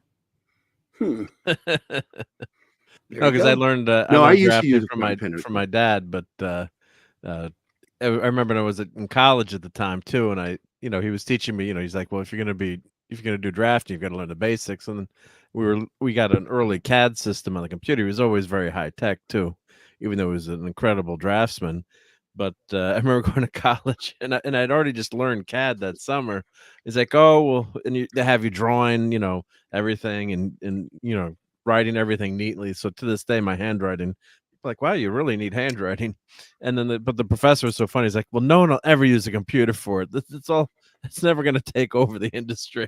This was in 1990. Within a few years, AutoCAD. There are no more drafting classes per se. Physical drafting classes, although it does make a difference in terms of knowing the basics and how to draw and dimension, and there's an art to it doing an engineering drawing. So I did do a lot of drafting work with with a desk and pens, but then rapidly we went to CAT, and it's faster and more, saves a lot of money. But if you don't know the basics, if you don't know how to dimension a drawing, or if you don't know the right techniques, it's not going to make, the computer's not going to make things magically happen or look good. You still have to have that skill. So that was always interesting and not as easy to do as it looks, Right. But, just to explain what, because he keeps trying to talk about it in the chat, nibs are the tips that you put on the pen for dipping into the ink and then drawing with it. And I did that stuff, and I broke a couple of them once, and man, I just sprayed myself with ink, and I hated them. And I would always get ink on my hands, and it just drove me crazy. So when I was able to switch over from those kinds of pens to working with rapidographs, my life was so much better. Because I'm a freak for not getting shit on my hands. I don't like anything on my hands. I don't like lotion. I don't like anything ink, paint. And I would get freaked out when I would airbrush. And as far as the airbrush, did you wear gloves? I don't really. Yeah, I did because I would get sprayed paint all over my hand. So I was always wearing a glove over top of my right hand to keep the paint off of it. But I don't really agree with you, because I've turned in work to professionals that couldn't tell that it was done on a computer and not with an actual airbrush, because of the techniques that I use. I actually use stencil technique with anything I do. When I'm doing painting, even for the comic book work I've done, I use stencils. It's the same thing. They're digital stencils, but they're stencils nonetheless. And if you know what you're doing, you create that look and build up. And, you can't see the spray technique, but now, thanks to True Grit, if you're an artist and you've not heard of True Grit, go check it out. True Grit is making better and better brushes that create more realistic technique, which is the thing that it's still not fully caught up. Working in Photoshop still is not cut up with technique, but you can get away with a lot of stuff. I know how to fake a lot of stuff when I'm doing my paintings. And Pache, yeah, the VSR 90, hell of an airbrush. I understand Gary's values methodology, but as someone who understands values the making of process, it also horrifies me. He throws these things out. I know it's the sketches, a lot of people freak out about that. They're like, well, I'll take it. And I'm like, it's already gone. Sorry, dude. You got to ask me right when I'm doing it. Otherwise, it's out of sight, out of mind. Yeah, we went to Walt Disney World in Epcot Center. They have the artist studio. I forget what the exhibit is called, but they have a live demonstration from an artist and showing how they sketch. The guy's sketching Mickey Mouse. He's like, and before anyone asks, I have to throw this out. It's property of Disney, and he like rips it up or throws it away. And everyone's groaning because it's like such an amazing sketch. But they wouldn't, they weren't allowed to give any sketches out. But, yeah, it's I guess if as long as you're okay with throwing it out. One of my buddies is an artist, and he was throwing a lot of stuff away, and I pulled it out of the garbage pail because it was like just his sketches and musings and things. I'm like, these are too damn good, Right. Like he digitizes a lot of stuff. He'll take a picture of it and save it. He's like, I don't, he's just, I don't need to carry this stuff around with me. So and I'll go ahead and share my screen here real quick. This is a new chapter that I did a rough pencil sketches of. I can't show you the whole page, but I'll show you part of it. And this is a rough pencil sketch. It's not fully detailed because I know I'm the inker. So I'm putting stuff in there as reference that I know what I'm going to do when I do it, So 3-point perspective shot of the city. And then this separate panel, guy standing in a window. Actually, that's one panel. It's just the corner of the building. He's looking out. And then he's waiting for somebody, and I can't say who it is. But it's Vindicated, the main character, who actually was That's never called Vindicated in the book. Gotcha. so that's done on that was done on paper and pencil, and then you scan it Yeah, in, pencil and paper. Then you work. Yeah, and then you work on it. Then yeah. I've got it digitally. It's scanned in. So now I'm going to finish cleaning it up. What was that? Yes, Gary, like Gil Kane's work from the early 70s onward. Yeah, it's like if I'm going to ink it, I Yes. don't put in a lot of detail. When I'm inking for like Richard's inked some of my stuff. I go a lot further with my pencils and make sure to put everything in there. And if I intend something to be blacked out, I put the X's in there so he knows. And Richard and I have worked together quite a few times over the last 10 years, you know, and he gets the way I draw. I get the way he inks. And I like it when he pencils and I ink his stuff, which has happened. We did that with the forthcoming book, Transmission, The Earth Wars. It's the first book in the Earth Wars series. Excellent. It's sci-fi military. And Dale Dye, of course, is the military advisor on it, technical advisor. And he read it, him and his wife, but his wife knew the story. And there's a scene in the book where the medic is pulling a 10-inch fang out of a guy's arm after they have a battle with these mutated animals. And as he's pulling it out to distract the guy, he tells him a story about a guy who got his dick bit by a cat or a kitten. And it's a true story. And Julia, Dale's wife, snorted. She says, I sprayed coffee out of my nose when I read that. Because she knows the story. Ouch. It happened to me, I by hate the it when way. that happens. When I was in the Army, I got a kitten for my wife, and we were on the bed, and it decided to crawl up between us, and we were naked because we'd been doing things, and it growled. A little kitten, a little fluff ball, growled, and I went, "Well, that's an interesting noise," and then it lunged. And I remember this was my Did it reaction. catch the mouse? Oh my god! Oh my god! That's what I did. I was laughing and like, this is insane. Fuck. You know, sorry, cussing. And it was That's a mess. 10 cents. And so we're both medics, so we dealt with it. He was a combat medic too, and we were on our honeymoon. Well, talk about first aid. I guess was your honeymoon, right? Yeah. Yeah, I'll tell the whole story sometime, but not on this show. All right, buddies. Well, Gary, man, you're tired, man, and I know you need to get some rest, and we all do. So, thank you for being here tonight, man. I don't know if we did any good or not, but I mean, part of a new audience got to hear about it, and if it doesn't, it's like I don't care. I'm still getting it out there, no matter what. Get it out there. I'm looking to see if anybody contributed. No, nothing new. But a lot of the people here are people who've already involved. Yeah, a lot of them already. So but we get some rewatches later. We do a lot of downloads. So a lot of people watch it later. So and they've got all the info. It'll be in the chat. It'll be in. I'll have it in the descriptions and all that good stuff. So, and I wish like I said, don't give up. Keep plugging it and. To get you out there. And I just thank you so much for being here tonight, man. It was great talking with you. Great talking comics and everything else. Vindicated Inc., my friends. Please, if you have not already, please go to the site and take a look at it and go see the trailer on Pop Culture Minefield page as well. And also be watching out because Bleeding Fool is going to be covering it on Wednesday. Are you going to be out there with them or what? They've already interviewed me. Okay. Gotcha. There we go. So, all right, everybody. I want to thank you all for being here with us tonight. Of course, Mark D, did you have anything to finish with, or no? Well, I'm just going to back it right now because I haven't backed it yet. So I'm backing it right now. So everyone, cool. Back. So we'll actually book, say, please. there we go. Somebody that was watching the show tonight contributed. Yeah, there you so go. I'm in the middle process of backing it. Yep. Should I remain partially anonymous, fully anonymous? Oh, don't do that. I'm joking. Because how am I going to send this stuff to you? And I keep going, like, please make sure you get me your email, people.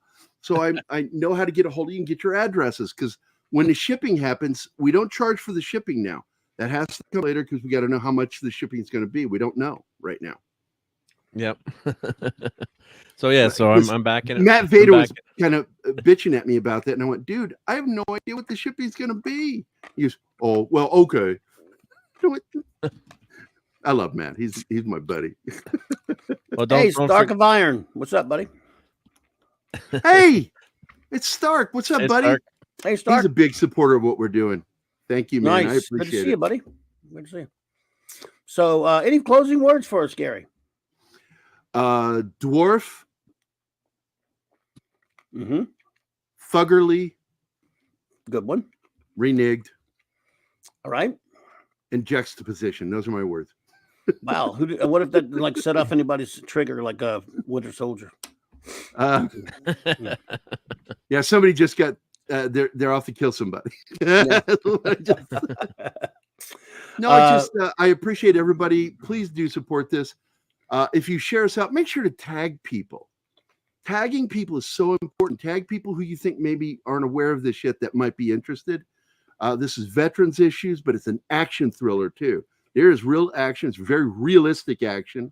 When you see him take down bad guys, he's taking them down in a very realistic way. No superhero shit here. I know I know combat and combat tactics. I know weapons, and I'm telling you, all of the humor in this book by the main character is absolutely my sense of humor. I am not John Russell, the Vindicated character. I'm not him.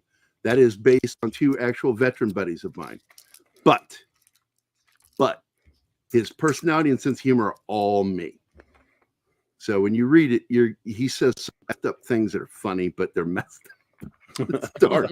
It's dark humor. It's dark humor. Gallows humor, as we call it in the military. Yes. Gotcha. All right, buddies. I got yours. Thank you, Mark. There you go. See? Awesome. So you did get $1,000. Really? $1,000. Yeah. I better get something special for that. $1 You million. get naked time with me. Wow. As long as there's no cat I involved. thought that was only 200. I want that in my butt. As long as there's no cat involved. No, I don't like cats. I love cats. I'm just kidding. All righty. Well, Mark, anything? Oh, well, of course, we'll have Sunday Night Geekery, and then hopefully we'll be doing I guess we'll maybe do some kind of watch parties for the holidays. Toxic Tuesday tomorrow night, right? And Toxic Tuesday tomorrow night. Yeah, we're doing 48 hours. So looking forward to that tomorrow. For 2 days? Wait a minute. Are we doing the show for 2 days? I'm confused. You're doing Trading Places, aren't you? I can't remember now. You better not do 48 hours without me. Oh, are we doing Trading Places? 48 hours? There's a Trading for Places? 48 hours? I don't understand what this 48 hours. That's a long show, man. No, it's Trading Places. I do think. Oh, it's Trading Places. I could have swore. In fact, it's not the man with the golden gun. 48 hours. When we did 48 hours. In until next year. I was there. Yeah, James Bond will return next year. Yeah. So yes, Trading Places, a great one. Yeah, Jamie Lee Curtis has got some nice scenes in that one. Yep. That's one of those movies that I both love and hate. But I do love the movie, but I also hate it. That's Trading Places. That's a fair couple. Hate it, eh? Now, there's certain parts of it I hate, but I love the movie. But there are parts of it that I don't like. One of the characters I don't like is actually Eddie Murphy is a weird character. I always thought he was an off-putting character because they were trying to make him too Eddie Murphy instead of letting him play a character. And I didn't like that. Dan Aykroyd is great in it, and the two old scheming dudes are awesome. Oh yeah. I haven't seen that in a while, but I did really like it. All right, well, everyone, thank you so much for being here with us tonight. Wrenches, of course, as always. Appreciate all of you. We'll get you all shouted out next time. Let's see here. I'll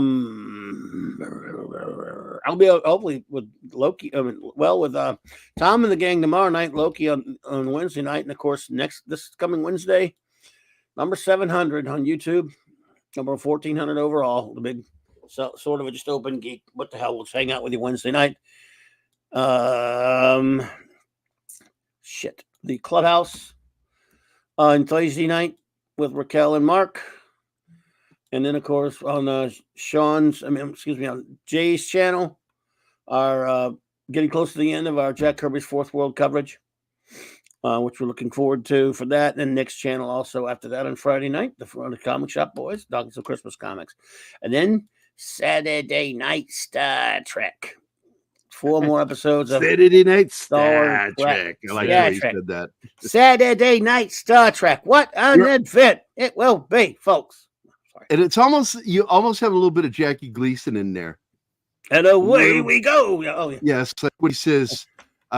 It's this ship or the something of the future, whatever that was. He did. I forget that. He was the one where the man he's got from space. that tool that he's cooks with. Corey Apple. Chef of the future. Corey Apple. Chef of the future. That was it. Get a Corey Apple? Oh, a Corey Apple. There you go.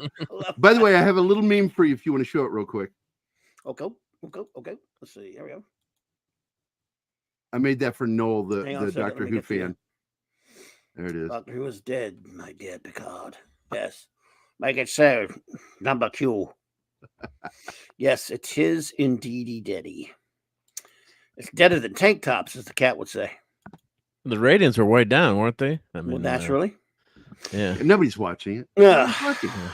Nope. Yeah. What's that? Can't wait for Klobbs and J-Man to hit the Cockrum era of Legion. Yeah, well, it's going to take us a while to get there for Legion, but yeah, we will. Love it, Dave Cockrum stuff. All right, so, all right, everybody. Well, thank you so much for being here tonight. We're going to get moving up on out of here, but have a wonderful week, and we will see you on the streams. Clobber on, my friends. Good night. Go Cubs, go Cubs. And go Cubs, and go Saints, and go Lions, and go Giants, whether Mark likes it or not. But don't go Cowboys. Boo Cowboys. Right?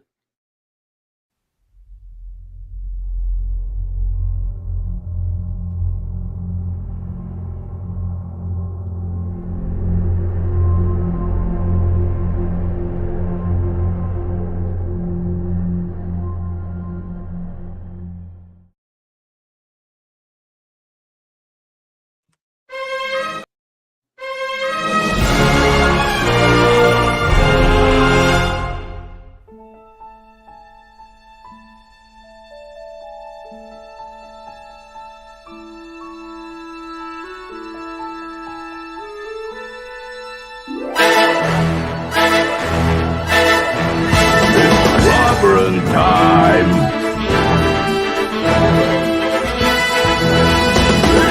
Clobber on 'em all!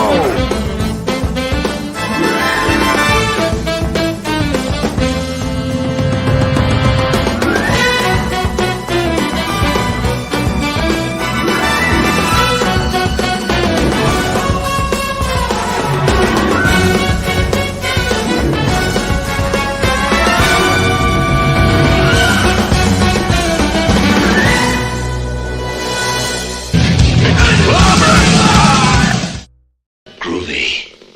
I just love clobbering time.